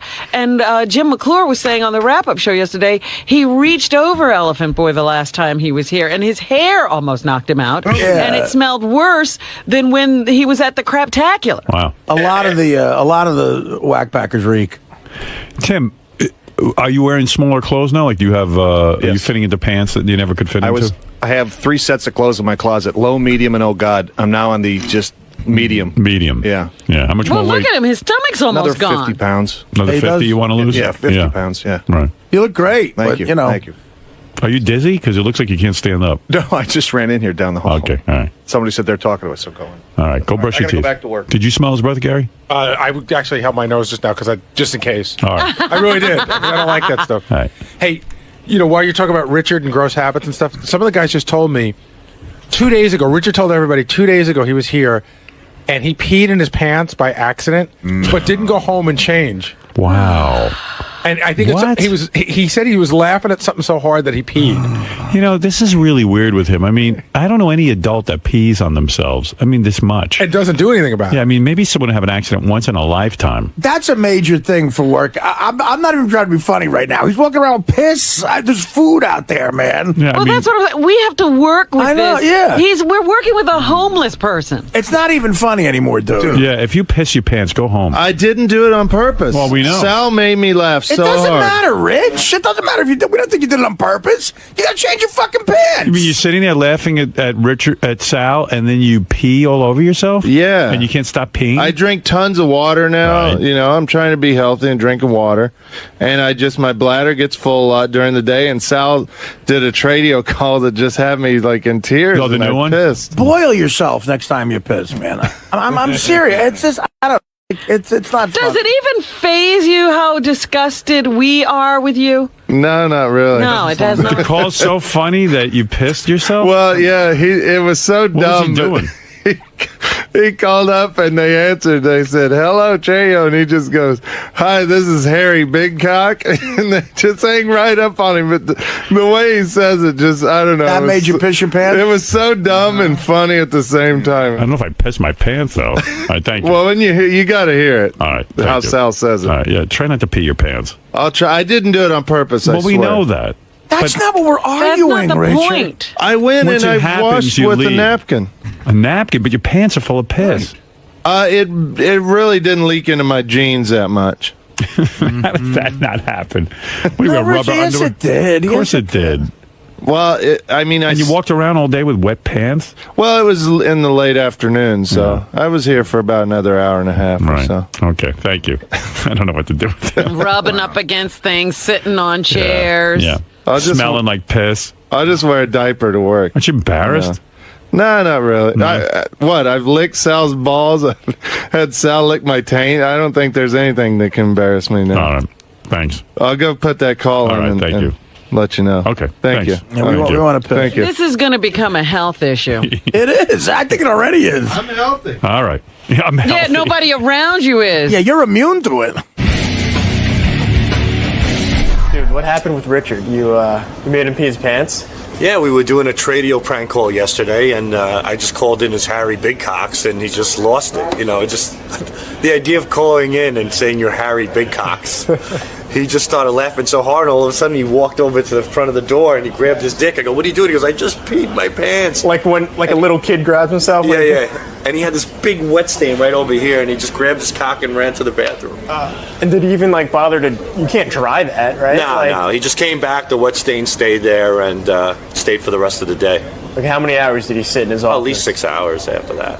Oh God! Yeah. But I'm flattered. You must be flattered. I got Richard Christie to pee his pants. I mean, how many people could say that? Exactly. I don't think George Carlin has had somebody sit in their own urine for 6 hours. I remember the last time I peed my pants was in high school. Well, I peed my pants a lot. The last time from laughing was when me and my buddy went trick-or-treating at Miss Mosier's house in high school, one of our teachers. And I don't remember what it was that he did, but he snuck into her living room and started messing with her grandfather clock, and it went off real loud. And she came in and yelled at him. Oh, but meanwhile, he grabbed a handful of candy and ran out of there. That's funny. I was laughing so hard, I literally soaked my jeans and had to go back to playing the school band at the football game. So that made you pee your pants? Mm-hmm. So maybe I'm not that funny. Yeah. Thanks, pal. You just caught me at the right time. How you doing, Tim? How was it? Did you shit? No. Did you squirt? Did you squirt some coffee? That's none of your business. Hi, I'm Eliza Schlesinger, winner of Last Comic Standing. And the show got canceled, I think, so the last Comic Standing. So fun. I'm excited to be here on the Howard Stern Show. Everyone told me to keep my top on. We'll see how many cupcakes they have, and we'll see if we can work out a deal. And I'm very excited to be here. So, Eliza, are you going to keep your top on? I probably will. Just because I'm cold and insecure. So if it was the summer, we'd have a chance? If it was the summer, I would have no bottoms on, because that's where most of the heat comes from. So we should just book you for a couple months from now, then? You should absolutely book for a couple months from now. I'll be tan. It'll be less embarrassing. Everybody's going to win. There's a woman who won Best Comic Standing. Do you know this? Do you ever watch Best Comic Standing, Last Comic Standing, whatever that is? No. Yeah, they find the greatest comedian of all time. I'm not a big reality show person. I am, but for some reason I never watched That one never got you on board? No, I started to watch it the first year, and you know what the problem was? It was I don't know. It was hard. Is it really that funny? It's supposed to be funny. Yeah, but I mean, a comedian can't come on every week and be funny. You know, they have a set act and they do their thing, and I never got caught up in it. But Liza Schlesinger won. I've never met her. I hear she's real funny. Yeah. Yeah, and we invited her in. Do you know Liza Schlesinger? She's Best Comic Standing. Oh, yeah? Yeah. Well, she's very cute. Hi, Liza. Do you say Liza? Hi, Eliza. Eliza. It's I-L. I-L. Hi, Eliza. Nice to meet you. Thank you. Nice to meet you. Nice to meet you. Yeah, we just had Porn Central in here. It was pretty I wild. saw. Yeah, man, it was wild. They were in robes. I didn't see anything, unfortunately. Holy shit, that's the hottest comedian I've ever seen. Yeah, she's very hot. Thank you. How come you guys never ran into each other on the so-called circuit? I don't know. Do you do the road a lot? No, I just started. That would be why. Yeah. What did she win? She won Last Comic Standing. That's a the big deal. television show. Yeah. How did you mean you just started doing stand-up comedy? No, I mean, I've been doing it for almost 4 years, but I was never a road comic just because when you do it in L.A., you can do a lot of the L.A. clubs, your home clubs, and yeah, you can So in other You don't words, have to go on the road. You don't You have started to. in comedy, and you managed to just spend time in L.A. and work the comedy circuit there. Yeah, it's I had a day job, like a crappy day job. What And did you do? I was an assistant To who? to this dude. To a guy, a rich guy? Not like, it wasn't like an arrangement. He was like in an office, just doing paperwork. I was like a copywriter. Oh, like a secretary? No, I became a secretary, and then he liked the way I wrote, so we started writing advertisements, but no one ever, we never had any clients, so I just slept a lot. It sounds like a weird business. It sounds like you can't even describe what it is you were doing during the day. Because it was nothing, and the best part was he would order prescription drugs online, but he would use my credit card, so his wife wouldn't find out. So to this day, I still get emails from these companies that want to know if I want muscle relaxers, and I'm like, yeah, that's great. How much to say yes to that? Just after the show, we'll talk about it. That's Okay. that's a He's separate looking issue. for an assistant. Artie needs an assistant. I have like to that. relax my muscles. Yeah. I'm probably underqualified. Eliza, so I don't understand something. You decided 4 years ago to go into stand-up comedy. Right. You never had aspirations as a little girl to be a stand-up comic. I had aspirations as a little girl to be either a stand-up or just to be in comedy. Okay. And I always did comedy, like Right. sketch and improv, stuff like that. It's so boring. And Where when do I you got go to and LA do sketch and improv? Do you just... I did like in college and high school, and then pretty much right out of college, I moved to LA and started doing stand-up. Where did you go to college? I went to Emerson. It's in Oh, Boston. yeah, okay. That's like an acting kind of thing. It's like an artsy school. Sure. And where did you go to, and where did you grow up? I'm from Dallas, Texas. Okay, so you have the aspirations to be a comic. You go to L.A., and you're saying you could just work in L.A. You didn't have to go on the road. Well, doesn't sound like comedy's so bad. Yeah. No. Let me. It's very difficult. I had a day job, so I was able to You were eat able to that make way. money, But right. I did comedy at night, and I every night, just, like you would know this. Just maybe not the athlete. I was gonna say like being an athlete. It's like training, perhaps not that part. But No, that's true. It's, have you got to have get out there learn every how night. to do it. And then the first time you go, it's a disaster, right? it was. I had a lot of friends, so Yeah. they helped me to numb that pain. You can do the same thing in New York too. There's New York clubs where a lot of people get on television shows just from doing stand up in New York City. You can make a living doing it in New York because they pay. A lot of LA clubs don't really pay, and if they do, it's not a lot. And then I just quit my day job. I was like, I have to do this full force. Right. And I got a job writing them for internet shows, writing jokes for people. And then I got Last Comic, and boom. Last Comic Standing. And I was just saying, I never watched Last Comic Standing, but it's a popular show. It's been on for a lot of years. It was a popular show. It was a popular show. It's not on anymore? It's not on anymore. That was it? It's done? It's done. I'm the last of the last. You were the last comic standing. Yeah. How many were there? Total? Six series. Six. How many people did you compete against? Thousands. Thousands of people. Thousands, and they narrow it down. And then there's like 3 judges like American Idol, and you... Yeah, there's different rounds, different cities, and then they bring everyone together. They narrow it down to like 30, then they narrow it down to 12 of us went to live in a house together. Doesn't it burn out all your material, though, when you sit there and you do it on TV week after week competing? I mean, you have nothing left at the end of it. Well, because you're only competing in like 3-minute segments. But So- everyone's seen your whole act then, right? Well, you got like 6 minutes, and hopefully you have more than that. Right. And Which you I did. Right, you did. And so you competed against mostly men, I would imagine, right? It was all guys. There was one girl on the show for the 12 of us, and I kicked her off. And so I was the only girl. Wow. After that. And so you sit there week after week, you do your jokes, you get judged. Do you feel like a shithead? I mean, the way they're judging you and all of that No, stuff? because it's not like just 3 people. Like at the beginning it is, but when you're competing, once you're down to those last 12, it's an audience voting for you. And we were in LA, and I was like, these are my people. Is it like American Idol that when you're done, you go on tour with the rest of the Last Comic Standing group? You get to go on tour with the 4 people. I'm sorry, 4 people that you beat. So I got to spend 6 months on tour with 4 grown men who I beat out of $250,000. You can imagine how that went. Did they hate you? Well, maybe, perhaps. Maybe Did I'll they leave it talk alone. to you? No. Which No. is even worse than talking shit. You mean you went on tour with these guys? And nobody talked to And you. no one spoke with And you? you had to close. I had to close, which is perfectly fine with me. Right. And there were times we go through days where no one would talk to me, and maybe they talk, but it's just comics are crazy people, and in the end, it's all fine. And you're a very attractive woman. A lot of Thank female you. comics are, some aren't. I mean, you get all types. Most aren't. Yeah, most. Do the guys hit on you backstage? The other comics? Some of them must have fallen in love with you. I don't know about that, and they definitely have a weird way of showing it. But it's kind of like when you're like a little kid and a boy like pulls your hair. In this case, maybe it was a bit more aggressive. I don't think anyone hits on me now. I think when I first started, if you didn't know as a comic, most people think I'm like the waitress. Right. But now I don't think anyone. I don't think. Who are have the a other boyfriend? guys? Who are the guys? Oh, I'm sorry. I'm sorry. Do you have a boyfriend? I don't have a boyfriend. You don't? I do not have I'm a one. little shocked. You into girls at all? No. That's not your thing? I don't even hug girlfriends. You don't? I'm not. That's always been. My best friend is like a lesbian. Right. Which creeps me out. Right. Because it's like your best friend. Right. But you sorry, never much go to your there. dismay, I'm not into girls. Does the friend ever hit on you? No, Does but she- I've seen her naked, and it's just like, we don't want to see each other naked. It's like, dude, put on your pants. She doesn't want to see you naked? I would No, imagine she we does. grew up together. Oh, please. She's into you. You know Oh, that is so gross. What do you mean? Because what do I mean? What it's like She's a lesbian. vagina. It's not You're a wiener. attractive. She wants you. Yeah, but it's not. It's so gross. She's like, It's not your thing. hairy. No, it's not my thing. She's hairy? She's a part Italian. She lives in England, so she's not going to hear this. Right. Good. She knows she's hairy. She's great. She's my best friend. I mean, you're the first girl on this show that's never been bi, right, Robin? I mean, everyone else Well, is. it seems that it's an epidemic. Everyone we have I in feel here like is bi. I feel like people say it because you're a very charismatic cool. man. I feel like I'm totally bi. I love It's the cool vagina. thing. Yeah. They think guys are turned on by it. Totally. And I think so you girls think get it's a drunk. lie? We're being lied to. You don't find it weird that 100% of the women on the show have been bisexual? You surely you've kissed a girl though, right? Never kissed a girl. Nothing. That's just not even drunk.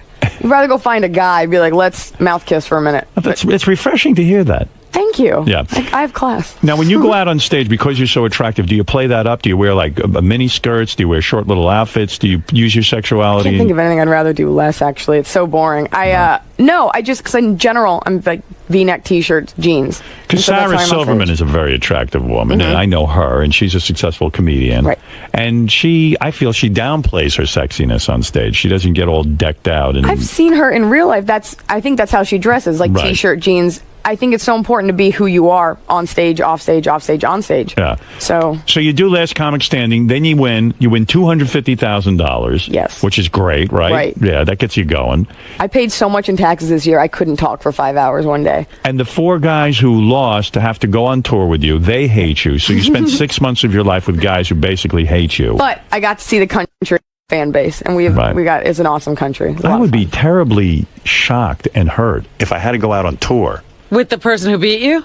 Well, no. If I was the person who won and everyone just wasn't talking to me, that would be the worst 6 months. I mean, absolutely. I mean, that would just freak me out. I would go back to my hotel room every night and cry into a big pile of money. Yeah. Well, what did you do with the money? Like, what do? You get $250,000. You haven't been making any money. Right. I put it in the bank. My dad does like financial planning. What were you getting a weekend? Were you playing clubs? Get anything for a weekend. I get a spot. I'm happy No, to I'm have talking that. about on tour. Yeah.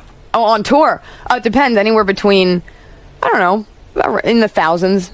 Put it that way. A couple thousand. Do people show up because they were fans of Last Comic Standing? And Yes. So it really draws people in. It did, and it was actually shocking because you go to these cities and like random places in Michigan, and people come with like posters, or they're like, "We watched the whole show." And I'm like, That's "Oh my great. god, it's shocking." It's great Why for did comedians. it go off if it was so popular? But it's great for comedians that they that get to go and play to thousands of people. Yeah, it's a great chance to kind of, it's like a fake road gig because it's not as hard as the road because they're driving you around everywhere. Right. But it's a great introduction. So when's the last time you had sex? It sounds like you're like almost asexual at this point. I feel it. Yeah. Actually, I had a birthday recently, and there was one hot guy there, and I never ask guys out because I'm not like a dyke about it. Right. And I mustered up the courage to ask him to dance, and he said no. Whoa. I was like, you gotta be fucking kidding me. It's my birthday. And yelling that at him did not help. And so I just What felt is he, a awful. fruit? I mean, right? yeah. I think, everyone's like, he's intimidated. I'm like, no, he's a fag. I don't know. I was so upset. No, you're right. He's a fag. Thank you, Artie. Yeah. So you mean, and it's a rejection for a girl to ask you guys. I mean, if you asked me to dance, I'd be like, wow, Wait, this yeah, is where do great. I I mean, where do stick it? I have intercourse? And the thing is, I wasn't even like, when you ask a guy to dance, it's not let's actually dance. It's stand there while I rub on you and move around you. Right. Don't dance. Right, that's right. Exactly. Guys, most chicks don't want a guy to dance. Then it's so gay and it'd be weird. Is there anything worse than a guy dancing better than you? No. I mean, like, you know, the only thing worse is having a guy tell you no, he doesn't want to dance with you. I would think it would be very hard to date a woman like yourself. You're very attractive, and you're obviously bright because to write comedy, you got to be bright. She's a sarcastic wise ass. Right. Yeah. Comics are sarcastic wise asses. I say that as a positive. And Very judgmental people. I would be very afraid that, like, we'd be in bed and if we were being intimate and all that, that you couldn't turn it off. That it would be like, I or could she's end up, working on material. I've been accused of that. like, gee, I was with my boyfriend in bed, and guess what? He has a belly, but I didn't want to tell him. And you know what? His cock was small, but I didn't want to laugh. And well, there's an old joke where chicks say that, like a chick will say to a comic, if we sleep together, am I going to be in your act? And he says, well, listen, if you're great in bed, you may get in my act, but if you suck, you'll definitely. But is there Guys some ask of me that? that all the time. Like, if I'm at a bar, I try to put off saying I'm a comedian because then the first thing is, I bet you can guess this, tell me a joke. I'm like, why don't you go fuck yourself? It's like Stallone wanted, people want to fight him or something. Right. Yeah, and then it's like you say something, they're like, oh, don't put that in your act. I'm like, don't worry, you're not that interesting. Right, I don't. Mad, yeah. That observation about your mom in the shower. Yeah. Do guys try to impress you by being funny around you? I think they do, and that's everybody thinks they're funny, and it's not for me to judge, but sometimes most people aren't funny, and you're like, oh, just stop. Why can't you just be hot and quiet? Guys almost think of comedians as not as girls, like as hot as you are, and you are hot. There's no question. But the fact is, you almost look at a girl who's a comedian and go, uh-oh, this is just trouble.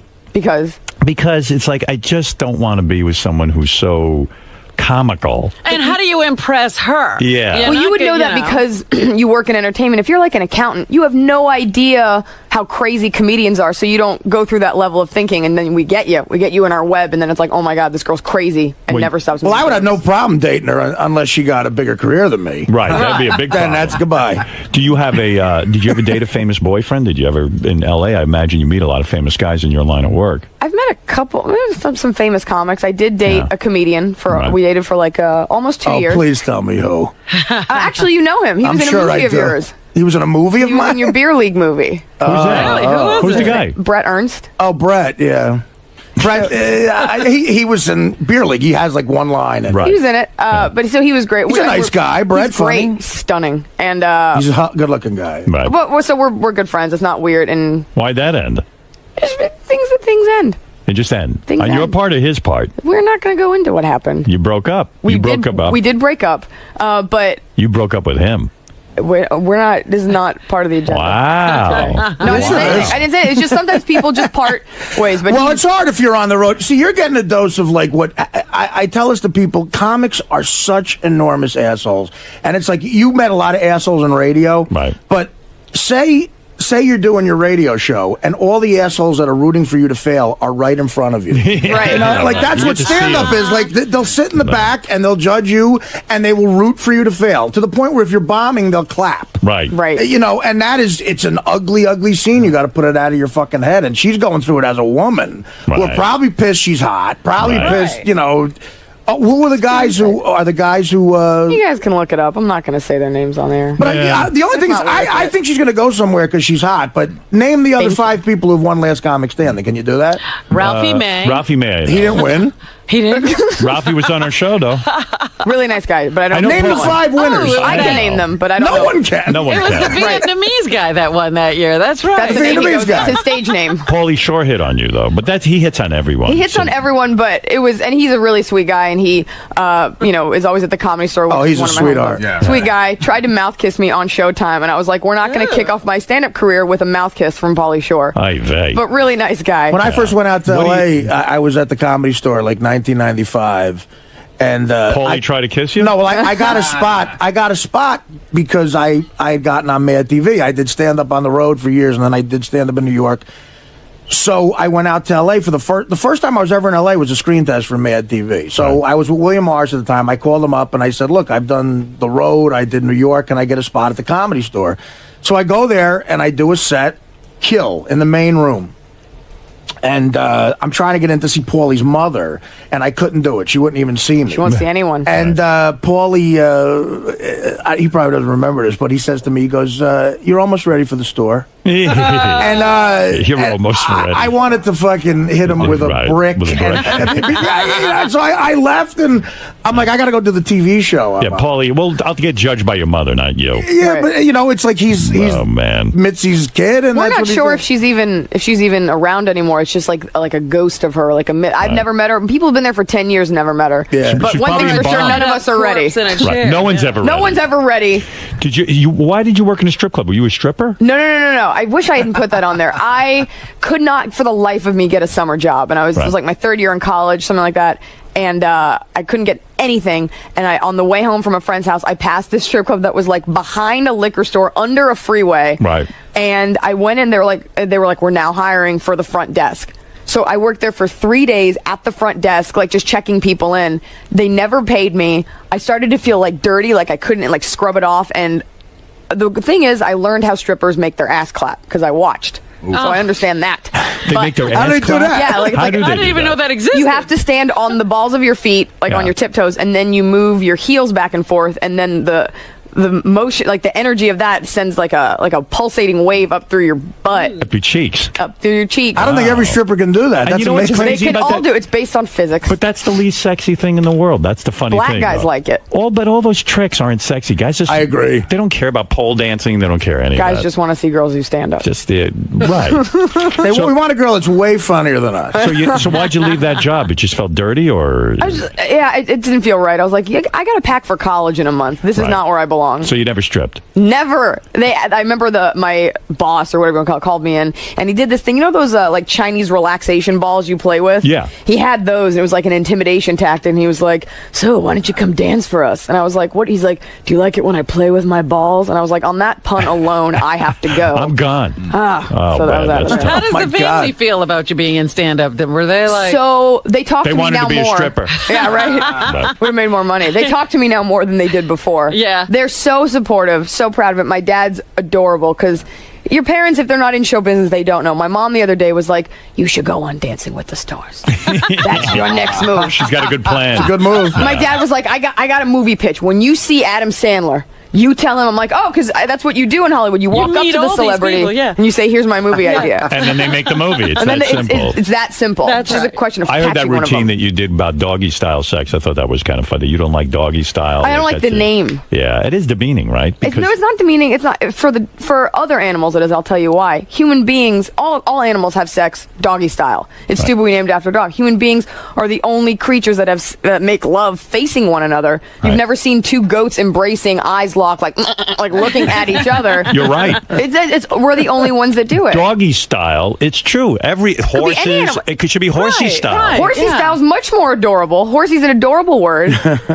So that's my point. When Let's do a it man is horsey having style. sex with you, I'm thinking I have you doggy style and Horsey style. Horsey style. Manatee and then you're thinking to yourself, oh, this is ridiculous. Look at me. Well, here's the thing. For the guy, it's so fun because you got mirrors set up. You got like a fucking fun house going. You're like Right. flexing. You're like, check this out. For the girl, as the girl, I'm always paranoid you're making faces at me behind it I can't see. That's like the whole right. time we're doing it. But for the guy, it's so fun because you got your center of gravity going. It's a workout. For the girl, the physical stress doesn't compare to the mental anguish of having to watch yourself get violated in these mirrors because your body, I don't care how big you are, small you are, old you are, when gravity comes into play and you're naked, your tits look like udders. That's just the honest truth. And Right. so, Right. You're saying you see you're self-aware. Very You're- painfully. A guy's behind you. He's having sex. Right. You're realizing your tits look like udders, no matter how in shape you are, no matter how beautiful they Right. are.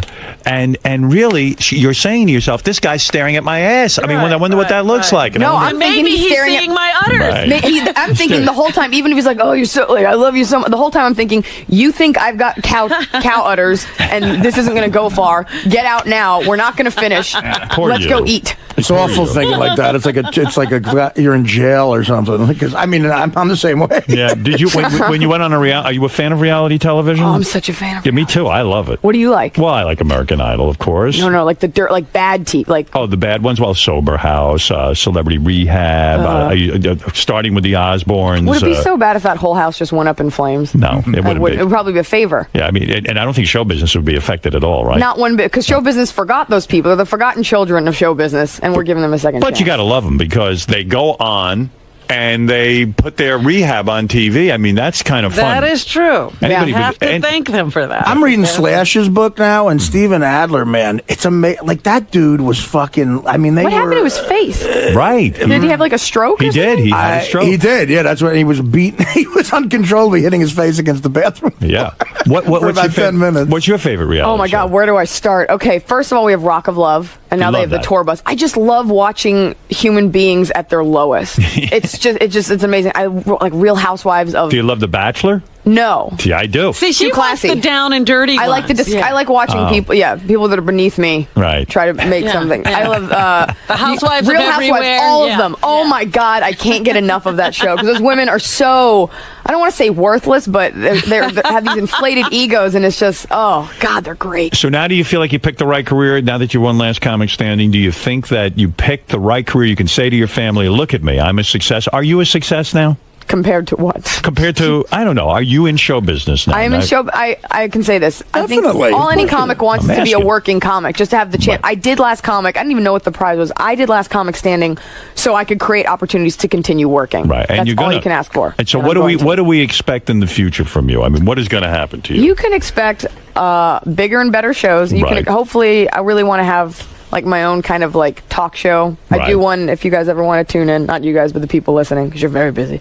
I'll watch it. The weekly news. It's on www.thestream.tv. You do a thing on the news. You do your take on the news. Yeah, kind of. We do sketches, and I do the whole thing. I write the whole thing, and it's like an interactive thing people can IM in. It's a lot of fun. Do you hope to have a baby with David Spade? That's a big one. Yeah. He is a baby. Take care of David Spade. Stand-up comedy is the hardest career in the world. It really is. To make it in that... And show business. Show business in general. It is. It's tough. You got to really be is. up at like 2 in the morning for this job, though, right? 4. We get up late. Do you go to bed late, or do you have to go to bed every night? No, I go to bed early. Last night I was watching Obama's speech, and I went, I'm going to bed. Time to go to bed, Brez. Wrap it up. I got to be here by later. I got to be here by 6, but I'm allowed to go back to sleep at 9, so it's all right. You're He's allowed to sleep the last hour of the Got a show. pillow under the desk. Yeah. Oh, yeah. He So it's does. not Actually, so bad being I've the done that comedian before. here. I get it. What is that, Robin? It's not so bad being the comedian here. Right. No, this is a good gig. The Absolutely. best part of being a comedian is people expect you to be like degenerate, like come in whenever they'll call it creative, even though you're just irresponsible. Right. It's great. I'm living up to that degenerate. Yeah. He's keeping that myth alive. Yeah. Thanks, Elijah. Thanks for having me, you guys. How'd it go? Well, my foot's asleep. I sat on it. That's not good. That was a lot of fun. How does this compare to like Last Comic Standing? Is this What kind of a stupid question is Does this that? top that? How does this compare to eating a salad? Like, what does it No, top I mean, it? like, it's gotta be One great. lasted I mean- for a year, and this lasted for about 15 minutes, but it's a lot of fun. It wasn't the firing squad I expected it. Yeah, to like be. And look what's still on. your shirt. Unfortunately, And I'm not tan, so that is bad. next time. Next time. Better be different. It will be very different. Okay. All right, so you had a good time today? I had a great time, though. Everybody was really nice. Not terrifying at all. Normal questions. Yeah, And you had a slight relief when you came out here. Yeah, I think maybe he knew I was Jewish, and he was like, "Oh, we'll give her a break." That's it. That's where we have that. You had that Jew kinship. bond. Jew bond. It's made of thick hair.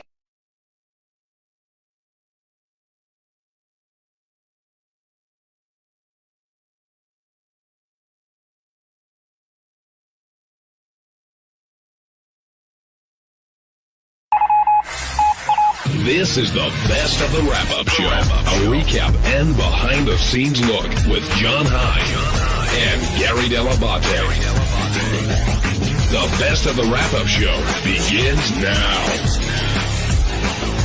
On Monday's wrap-up show, we discussed the whole Hey Now issue and how a lot of people on the show, not a lot of people, but some people on the show haven't fully embraced Hey Now.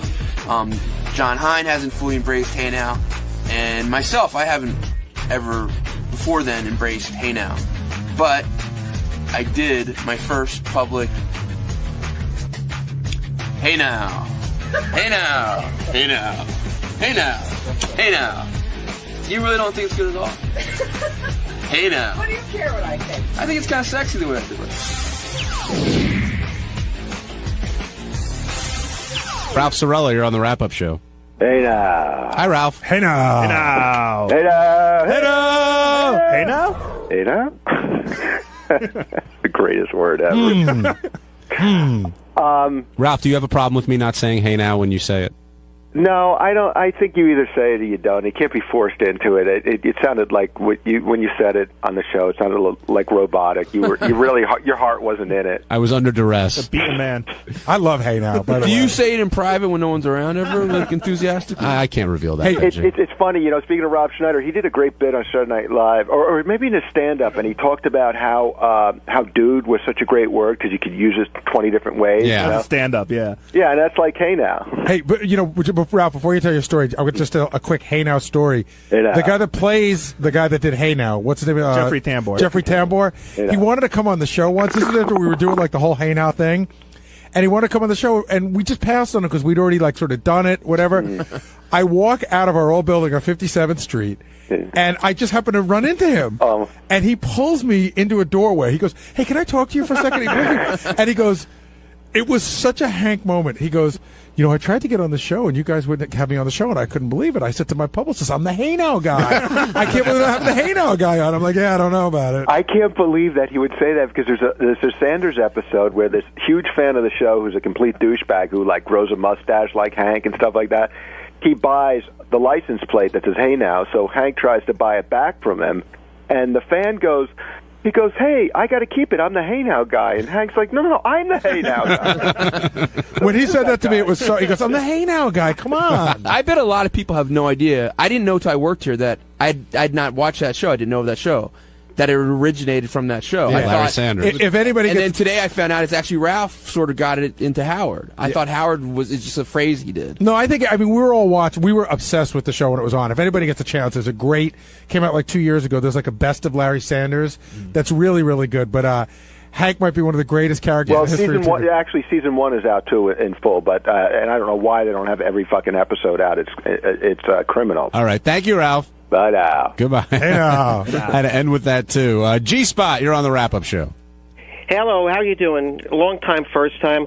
Just wanted to back you, John High, for being not a lemming and doing the Hey Now bullshit that's been antiquated now for the longest time. The reason I don't do it isn't because it's antiquated or not funny. It just doesn't feel natural to me. And I feel like I'm when Howard picks up a call, that's what he says. It's not what I say. That's all. It's not like we're lemmings. I just find it really fun to do. When I started doing it only because of Ralph. When Ralph does it, he makes it seem like we should all be doing it because he's so into it. Yeah. I've always wanted to do it, but I do feel like I'm taking something, even though I'm part of the show. That's how I feel. Listen, I feel like it's not like I don't know. And as I mentioned, Artie doesn't do it. But today I kind of felt like if we want to start doing it, this is our chance. Because the disclaimer was laid down? He's kind of like, hey, this is for everybody. Why do I get the feeling that when you do it, you're going to get a ton of shit? Hey now. Hey now. Right. No, give me a better hey now. I think this is the first time I've ever done it, but hey now. That's it. Hey now.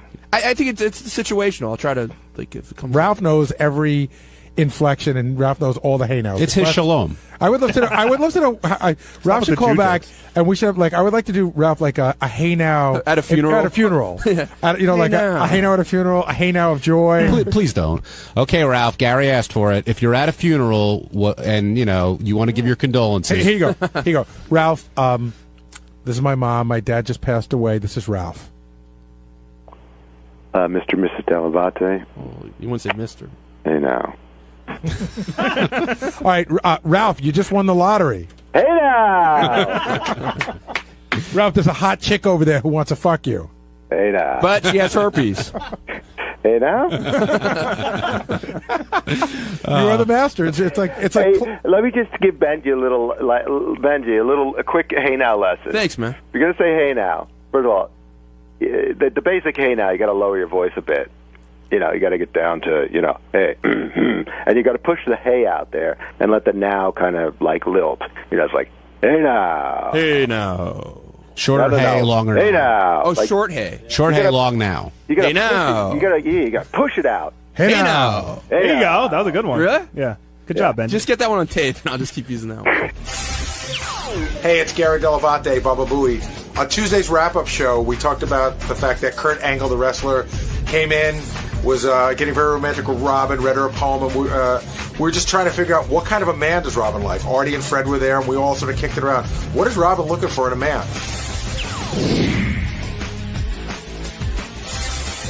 When Kurt Angle gets down on one knee and starts reciting that poem, you could sense the awkwardness. Like, it was funny, but then you realized it was on the level. They call me the king of the wrestling Jews.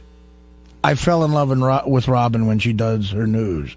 I'm trying to think of more verses. Now, Artie, did you think Kurt Angle was being sincere in his feelings for Robin? Absolutely. Absolutely. And, I mean, you don't go through that if you're faking it. I think that what was going on was, I think that he was very serious about Robin. I think that he was doing his best to sort of court Robin, but I think he wants to fuck Robin. Is what I think. I think he was sincerely interested in a relationship. No, I think he's hot for Robin and would like to take her out, and he knows he can't bang her on one date, so he's trying to put on his best. But I think he's hot for Robin. Were you surprised by her answer? I'm not surprised by anything when it comes to her and dating anymore. She seems to be. What do you mean, that she didn't believe it, or that? No, that she said yes, she'd definitely go out on a date with him. Because after the last couple of shows, I'm wary. Is Robin?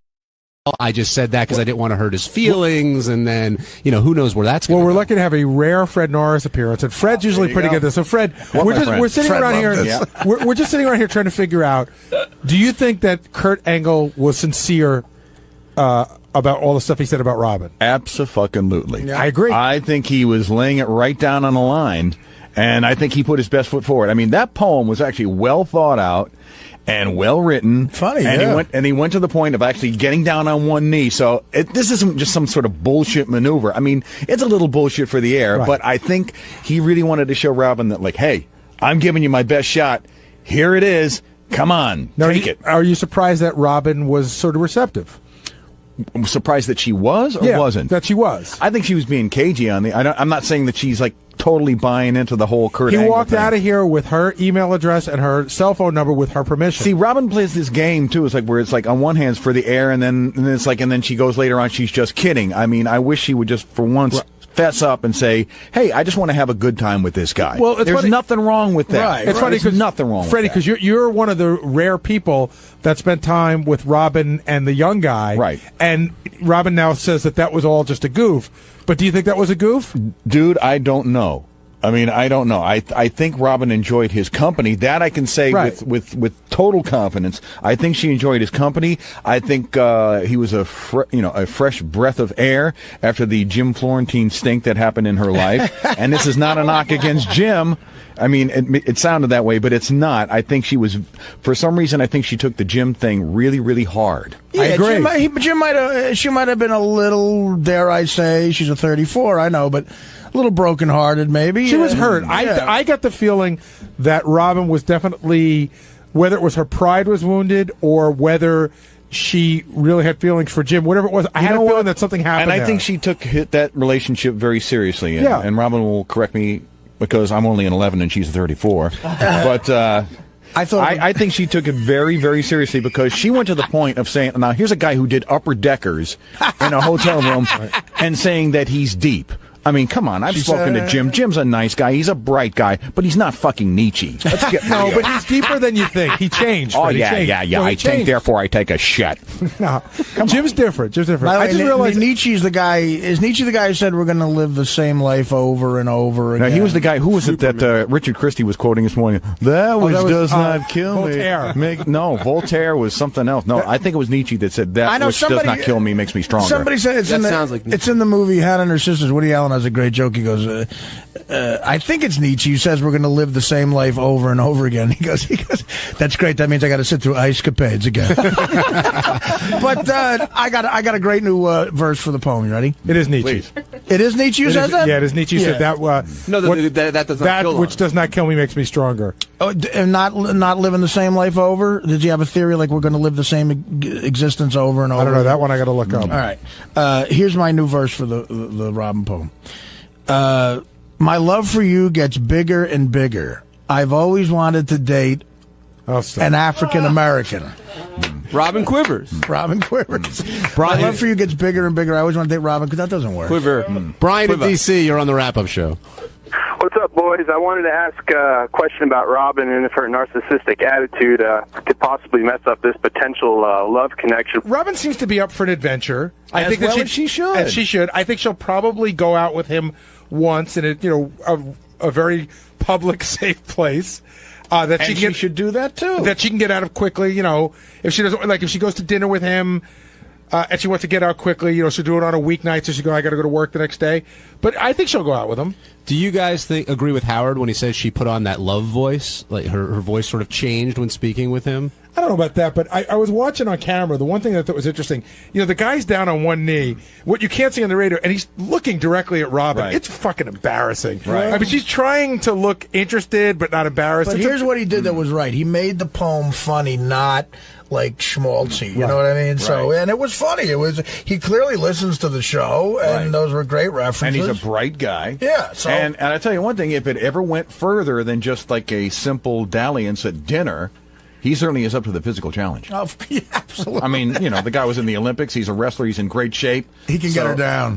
Yeah, he can do a smackdown. Now, that is if Robin would let him. Now, not to get too far ahead with this, but let's say they hit it off. What happens with the show? I know what happened. John and I were actually. I'm praying for one thing. As I was walking down the hall, I was praying that Robin would actually date him, and I'll tell you why. Steve Langford. Oh, yeah. Well. There will be a cage match, and Langford will be a dead man. we were joking around, John and I, as soon as we went to commercial. We're like, if Robin dates him, how long will it be till we hear on a Monday, I was in Toledo this weekend at WWE. Do you know that wrestling is real? You can really get hurt. Right. Kurt is so deep. Well, Kurt's the one guy I'm not going to say anything bad about because basically he could kill me. But I did see, I saw Kurt's ex-wife, and I got to tell you, Robin should be worried. That woman could tear Robin in half. Andre the Giant, did you know they were referring to his giant brain? Yeah, but she divorced him. He could quote Who Nietzsche. knows? That's what Kurt said. Yeah, but no, who knows when, if she sees Kurt with another woman, what'll happen? I'm just saying, I saw pictures of her on the internet, and she's a tough broad. She's a tough-looking broad. It'll be worth it just for Fred's drops of penis, I want my penis. 4 inches is enough. Angle, I want my angle. Oh, it was so fucking great. Yeah, Fred, you didn't hold back when it came to those drops today. They were one after another. Well, according to Robin, I'm not a very good friend, but I'm just trying to just take it all in stride and have a little good nature. Can you do a Kurt Angle impression? I could probably work on one. I have to hear him a little bit more. I'll work on it a little bit more. Fred will get it. Yeah. I can imagine the conversation. So, I had her in the position of, where her legs behind her ears, and she was like doing the doorknob. What did you get her in? I don't have this impression yet. Jim in Pittsburgh, you're on the wrap-up show. Yeah, hello. I'm calling. We know she's gone out with, Nick Manning, the drop and loads guy, and at least seen him on some kind of, whether it be. Well, I don't think they were ever a couple. Nothing happened. He showed up to dinner one night, but she thinks, with a bunch of other people. But she will tell you that there's more to Nick than just dropping loads. Although Ralph brings up an interesting point. Was it on the wrap-up show yesterday where Robin will say she had a good time at the thing and then later on say that she didn't? So I really wonder if she really did have a good time with Nick Manning. Right, exactly. Does she like the Battlestar Galactica finale? Does she like Nick Manning? What the fuck? I mean, according to various sources, she loved Battlestar Galactica at the premiere, and then when Howard started saying it wasn't so good, she said it was crap. Is this where her character comes into play, and that's where all the confusion I forgot is? about the character. Damn. Jim, go ahead. That's why you're the host of the show. Well, that's all. I was just saying, if she opened that window to Nick Manning, you think that she would give that to Kurt Angle, at least see, give him a shot, I would say. Yeah, well, maybe. I don't know. I was discussing opera with Vince McMahon the other day. The only... I like La Traviata, yeah. The only thing holding her back seems to be is, she's worried that he's just, this is just like a bit. No, it's not. I think I'm that's saying what she's Robin. worried. My gut was he was 100% sincere. But do you think she used that as a defense mechanism rather than actually dealing with it by saying, he was just doing a bit, that she doesn't really have to deal with any feelings he might have for her? Any other thoughts on Benji's gut, by the way?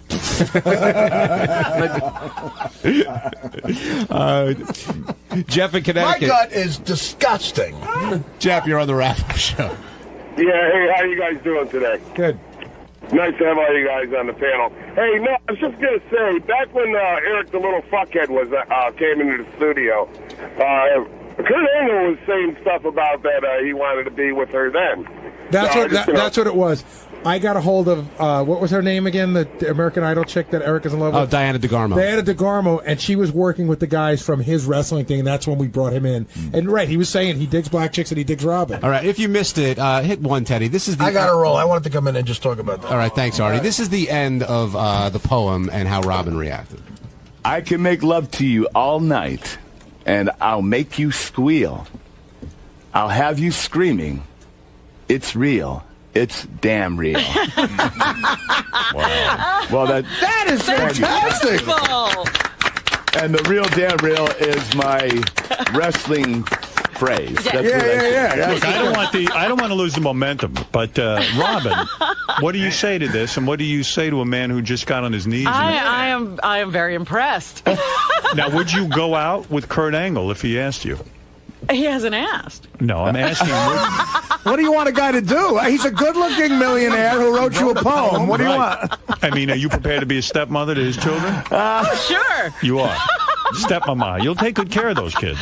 Absolutely. I like kids. Well, I think he just asked you out by reading that to you. I mean, I asked you out, Robin. Wow. Yeah. All right. I'll go out with you. Sure.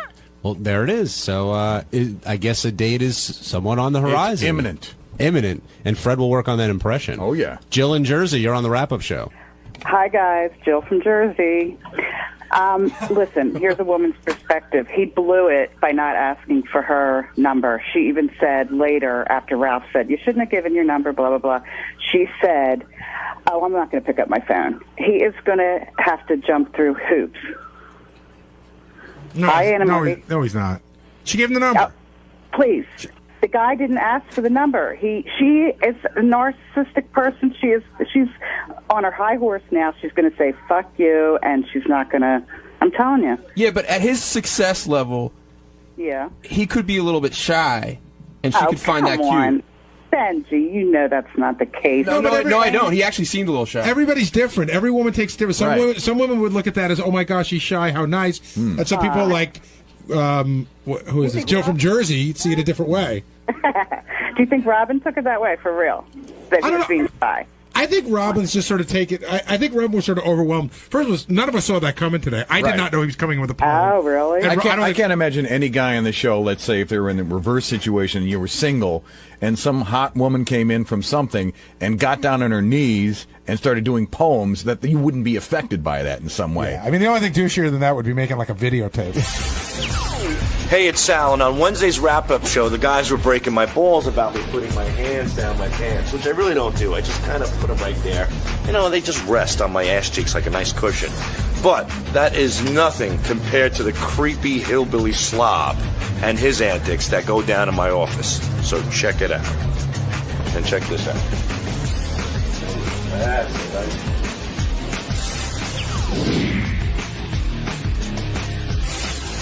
Richard, you pissed your pants and didn't do anything about it for 2 days? Yeah. Well, I'm still wearing those pants, but... To wash them? You haven't cleaned them? No. I mean... How do you not... Seriously, why not? Why don't you have, like, rashes and just all sorts of skin irritations from, like... Because you don't wash stuff, and you would think that you would get, like... I think my body's used to it. Yeah. You know, when I was living in Florida, I'd go 2 or 3 weeks without a shower. And how could you... In that fucking storage... And I'd sweat every day playing drums. Richard lived in a storage facility where he'd play the drums. It was like 90 degrees, and then you wouldn't shower for 2 or 3 weeks? Mm-mm. Somehow, I'd get... Once in a while, I'd get chafed in my butt crack. But Did you smell yourself? I would just put on tons of deodorant and cologne. That's why I love cologne so much. I got used to it. Yeah, but Richard, you know, I mean, I don't mean to sound patronizing, but you know better now. Like, you know, you're living with your girl. You've been here for a while. Why? You know, why keep doing it? Well, I'm better than I used to be. I mean, I don't go 2 or 3 weeks now without a shower, but you know what? It's not like I stood there and laughed at Sal and just let go a gallon of urine into my pants.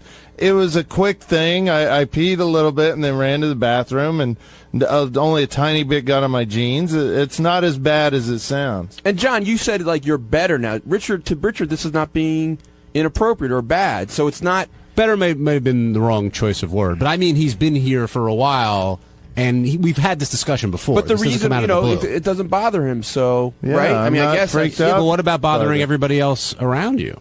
I mean, when's the last time you've had your face right next to my jeans? Well, we can't really talk about that on the air. But Sal, you share an office with him. Sure. I mean, doesn't it gross you out? I'm used to it.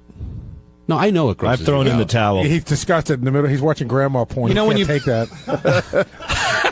He sticks his hand in his ass crack all day. It's Sal does. What is that all about? It's almost like... Whoa. Like today. Whoa, stop. Don't forge your head. You stick your hand in your ass crack all day? You have for years. Yes, you do. No, I don't. Yes, Remember you do. at K-Rock? I do this, Gary. What's that? When he's standing behind... Yes, once in a while. That's as far as it goes. I just grip the back of my pants. When he's standing behind Will to put up lines or whatever, we see it clear as day. You totally stick your hand back in your pants. Sal got yelled at K-Rock because he would stick his hand in his ass and then hand Howard a cart, and Howard got really freaked out. One time, but that's because somebody told Howard. I didn't have my fingers up the crack of my asshole. It just touches the cheek of my ass. Well, who knows where your fingers are back there? You... Pissy McGillicuddy, you're the one who told Howard that Sal's got his hand in the crack of his ass and he's giving you carts, and that's why I got yelled Howard at. TV had video of you sticking your hand down the back of your pants. Apparently, it's more than just once. It's a little... You know how some people snip their armpits or pick their nose at nervousness? I just put my hand. People have like little nervous quirks. My thing is I just put my hand over my right ass cheek a little bit. You know what's funny? You but I have a clean ass. You can't see this because it started out with the guy saying Sal puts his hands all the way back. And so Sal, the first time he demonstrated in the studio just now, his hand was back about knuckles deep. Now he's got like 2 little fingers almost on his hip. Like you keep using less fingers, it keeps like moving further away from your ass. It's not, but here it is. You got to get on the mic, Sal. Yeah, no, that's about right. Yeah, I'm not going near my asshole. I would rather not be involved with that. Well, he digs deep, and then after he gives Will, after he gives Will the note, he walks away and he taps him on the shoulder. He goes, "Thanks, pal." Oh, I'll rub your face. And Will has no idea. At least I have an idea of what's coming. Me and Sal shared a bag of chips yesterday, and I was actually I got on to him. I said, "Did you wash your hands?" And I said, "Did you wash your hands?" Because his fingers are up his nose all day long. You big into nose picking? That was my not this year, but the New Year's of 2007 going into 2008. My resolution was to stop picking my nose. How'd you do? Terrible. I still do. All day long, Gary, every time I lean over, his finger, it's like stuck up there. It's like crazy glued up to it in his nostril. He doesn't even realize it's there. It got so bad that he made a doctor's appointment because he's been peeling away the lining of his nostril. I get bloody noses. Yeah, that's bad. First of all, have you ever used a nose hair trimmer? I do. Because that would if there wasn't so much hair up there to collect all the shit. But that's not the reason I do it. Or if you shower, you can empty out in the morning. Right. Well, the reason I do it, I don't know what I have, but I have a thing where I feel like I always have to touch my face. And I always touch my nose, and my finger ends up like sneaking up into my nose. Just touch some soap and water. I mean, he's always in there digging, and then he's got the audacity to ask me if I wash my hands while I'm eating potato chips. All right, we all have our little. Yes, things. we've established that the two of you are gross. But I'm not in the same category as him. I'm clean. Yes, you are. I wash my hands all day long. Okay, keep telling yourself. Smell my hands right now. No, get away. Get away. Get away. Gary, please smell my hands. No. You'll smell. I guarantee you, if we blindfold John and he smells your hand and my hand, he'll smell soap on my hand. I have no interest in smelling either. I'm just of your telling hands. you how clean I am. Okay, well, thank you for telling me. I'm cleaner than you. Can we move over? I've never seen you wash your hands. On Thursday's wrap-up show, Howard TV director Scott Depace stopped by to continue the debate on who's smart and how smart he is. And after a little bit of conversation, Scott said that he's smarter than basically everyone in the studio and pinpointed Artie Lang as the least intelligent in the studio. And that led to a lot of debate about who's smart and who isn't. And no one's smarter than Scott Depace. Here's how it went.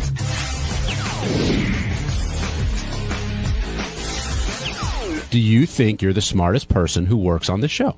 Who works on the whole show? No, I never claimed that. Who's smarter? I think John probably is smarter than You're I. saying that because I'm hosting the show. No, that's not true. I don't think Gary's a co-host. I think I'm smarter than Gary. You think you're smarter than Fred? I mean, who knows?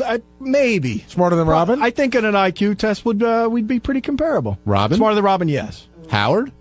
Yes. Benji? Benji, maybe not. I don't know. So you think Benji's smarter than Howard? Yeah, Because Howard was a definitive. You're smarter than him. Artie? Yes. All right, so by your logic, Howard is the dumbest person in the studio. No, I didn't say that. Yes, you did. That's not what I just said. Howard is the least smart person in the studio. I did not say that. You compared one person to one person. Am I smarter than Artie? Yes. Am I smarter than Howard? Yes. I never compared Howard to Artie. See, I'm smart enough to realize that, and you don't. Okay, you said you were smarter than Fred. You said you were smarter than Robin. Well, I said you probably said you were smarter than Fred. Howard. I am smarter than Robin. You said definitely Howard. Yeah. Okay. You said Benji was almost as smart as you when you went in there this morning. No, I said Benji might be smarter than I am. And that leaves Artie, and you said, okay, so who do you think is the least intelligent person in the studio? Least intelligent? Maybe Artie. Artie. Yeah. Okay. Gary? But I don't think anyone in that room is not intelligent. Just not as intelligent think that when as I you. go in there and they're going to start throwing sticks at me, I certainly am confident in my intelligence. So, and I would be, willing to take a test. I don't know What kind of test? how you prove it, but an IQ test. Is it an IQ test or is it Sure. a different kind of test? Yeah, an IQ. Now, if you ask who's funnier, they're certainly funnier. Who's a better communicator? They're certainly better communicators. Not asking that. Well, okay, fine. Okay. Artie Lang, you're on the wrap-up show. Who did this jerk off just say I'm dumber than? I asked Scott who he thinks is he said he's more intelligent than everyone in the studio, and I asked him who he thought the least intelligent was, and he said you were. So you're talking about who? Me, Benji, Fred, Howard, and Robin? Yes. All right. I'll accept that I'm dumber than them, but Scott, I hate to break it to you, man. I'm much smarter than you. All right. Hey, I listen. I'm not saying that you don't have qualities. You have plenty.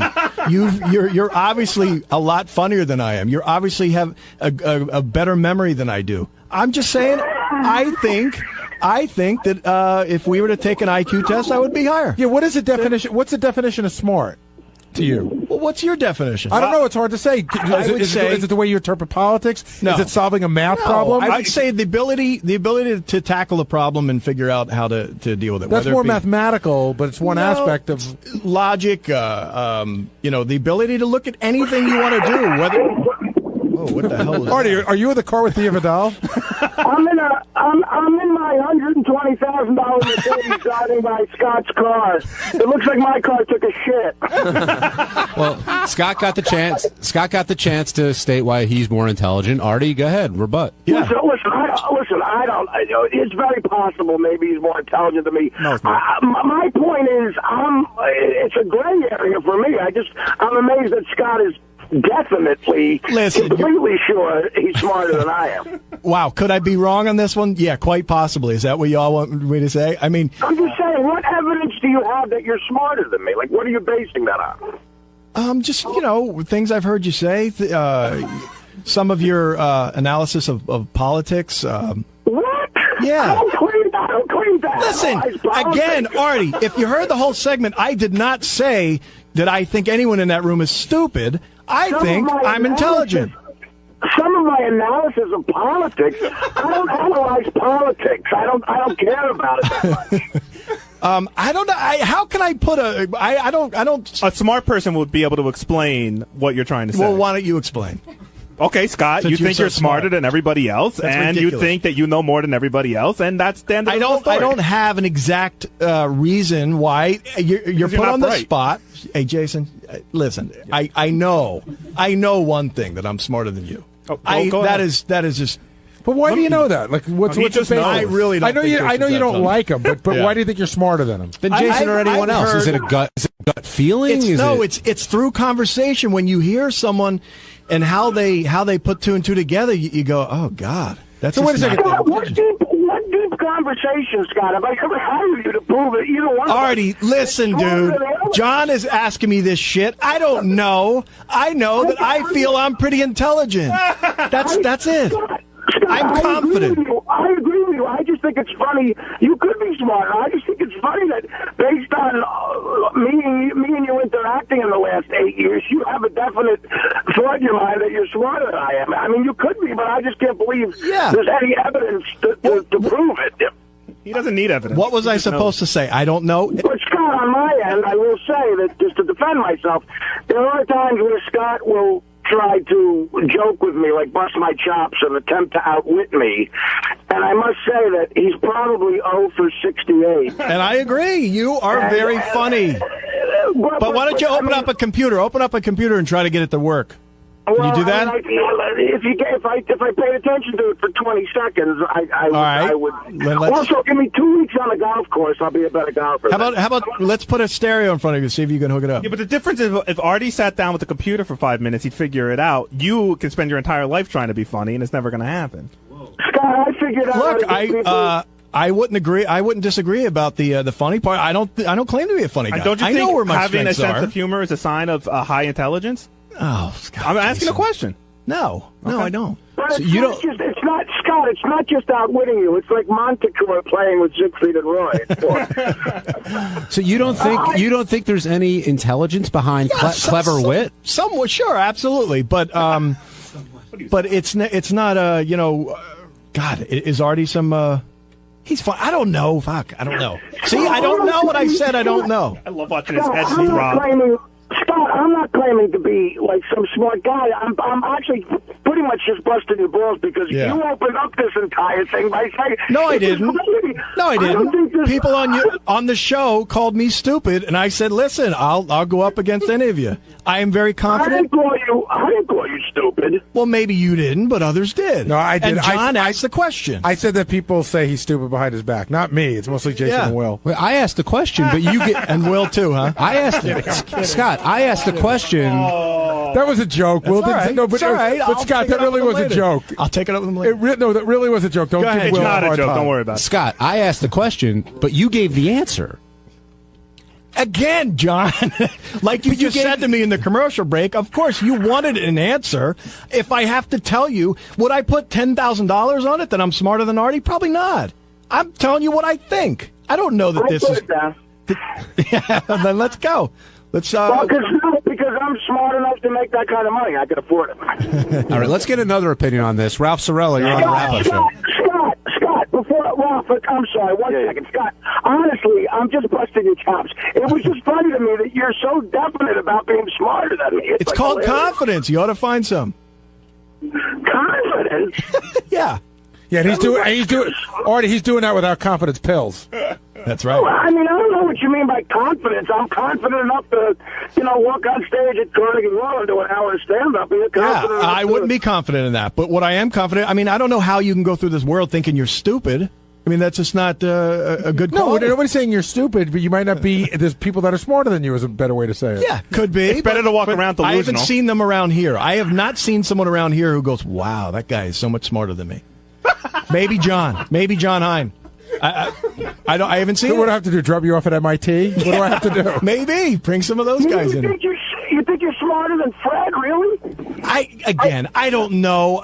Maybe whatever. I'm sure I'm not far from him. I know this that Fred's major talent, I believe, is his memory, and you guys somehow take that to be a sign of that's what intelligence. Have you ever had a conversation with Fred?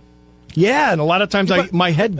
I go, the difference whoa. is, Scott, you've never showed any signs of being smart. All right, Ralph, where have you? No, and can I just jump in real quick? In all seriousness, the difference is that Fred and Artie, they both have amazing memories, but they also both read a lot. They expand their horizons. They continue to learn and grow. You come down, you say, I'm smart. I don't need to learn anything ever again. Nobody could tell me anything I don't already know. That is just a sign of a very lack of intelligence. You're a smart person because you have a brain that can learn things and memorize things, but you're not an intelligent person. You don't apply your intelligence to anything. Yeah, can I jump in for a second? Go ahead, Ralph. Here's the He's deal. so annoying. Scott's not an idiot. Scott's not an idiot. Scott, be quiet for a second. Scott's not an idiot, but Scott, you're not very smart, and here's why. You're very narrow-minded. You're ignorant. Yeah. And a smart person, you just repeat what you hear. You don't have the ability to extrapolate and form an intelligence. You know nothing Scott, about be quiet. me. No, be I'm not going to be quiet. You've been you know making a nothing fool out about of yourself me. for an hour now. No, I haven't. Well, that's yes, your have. opinion. I don't care.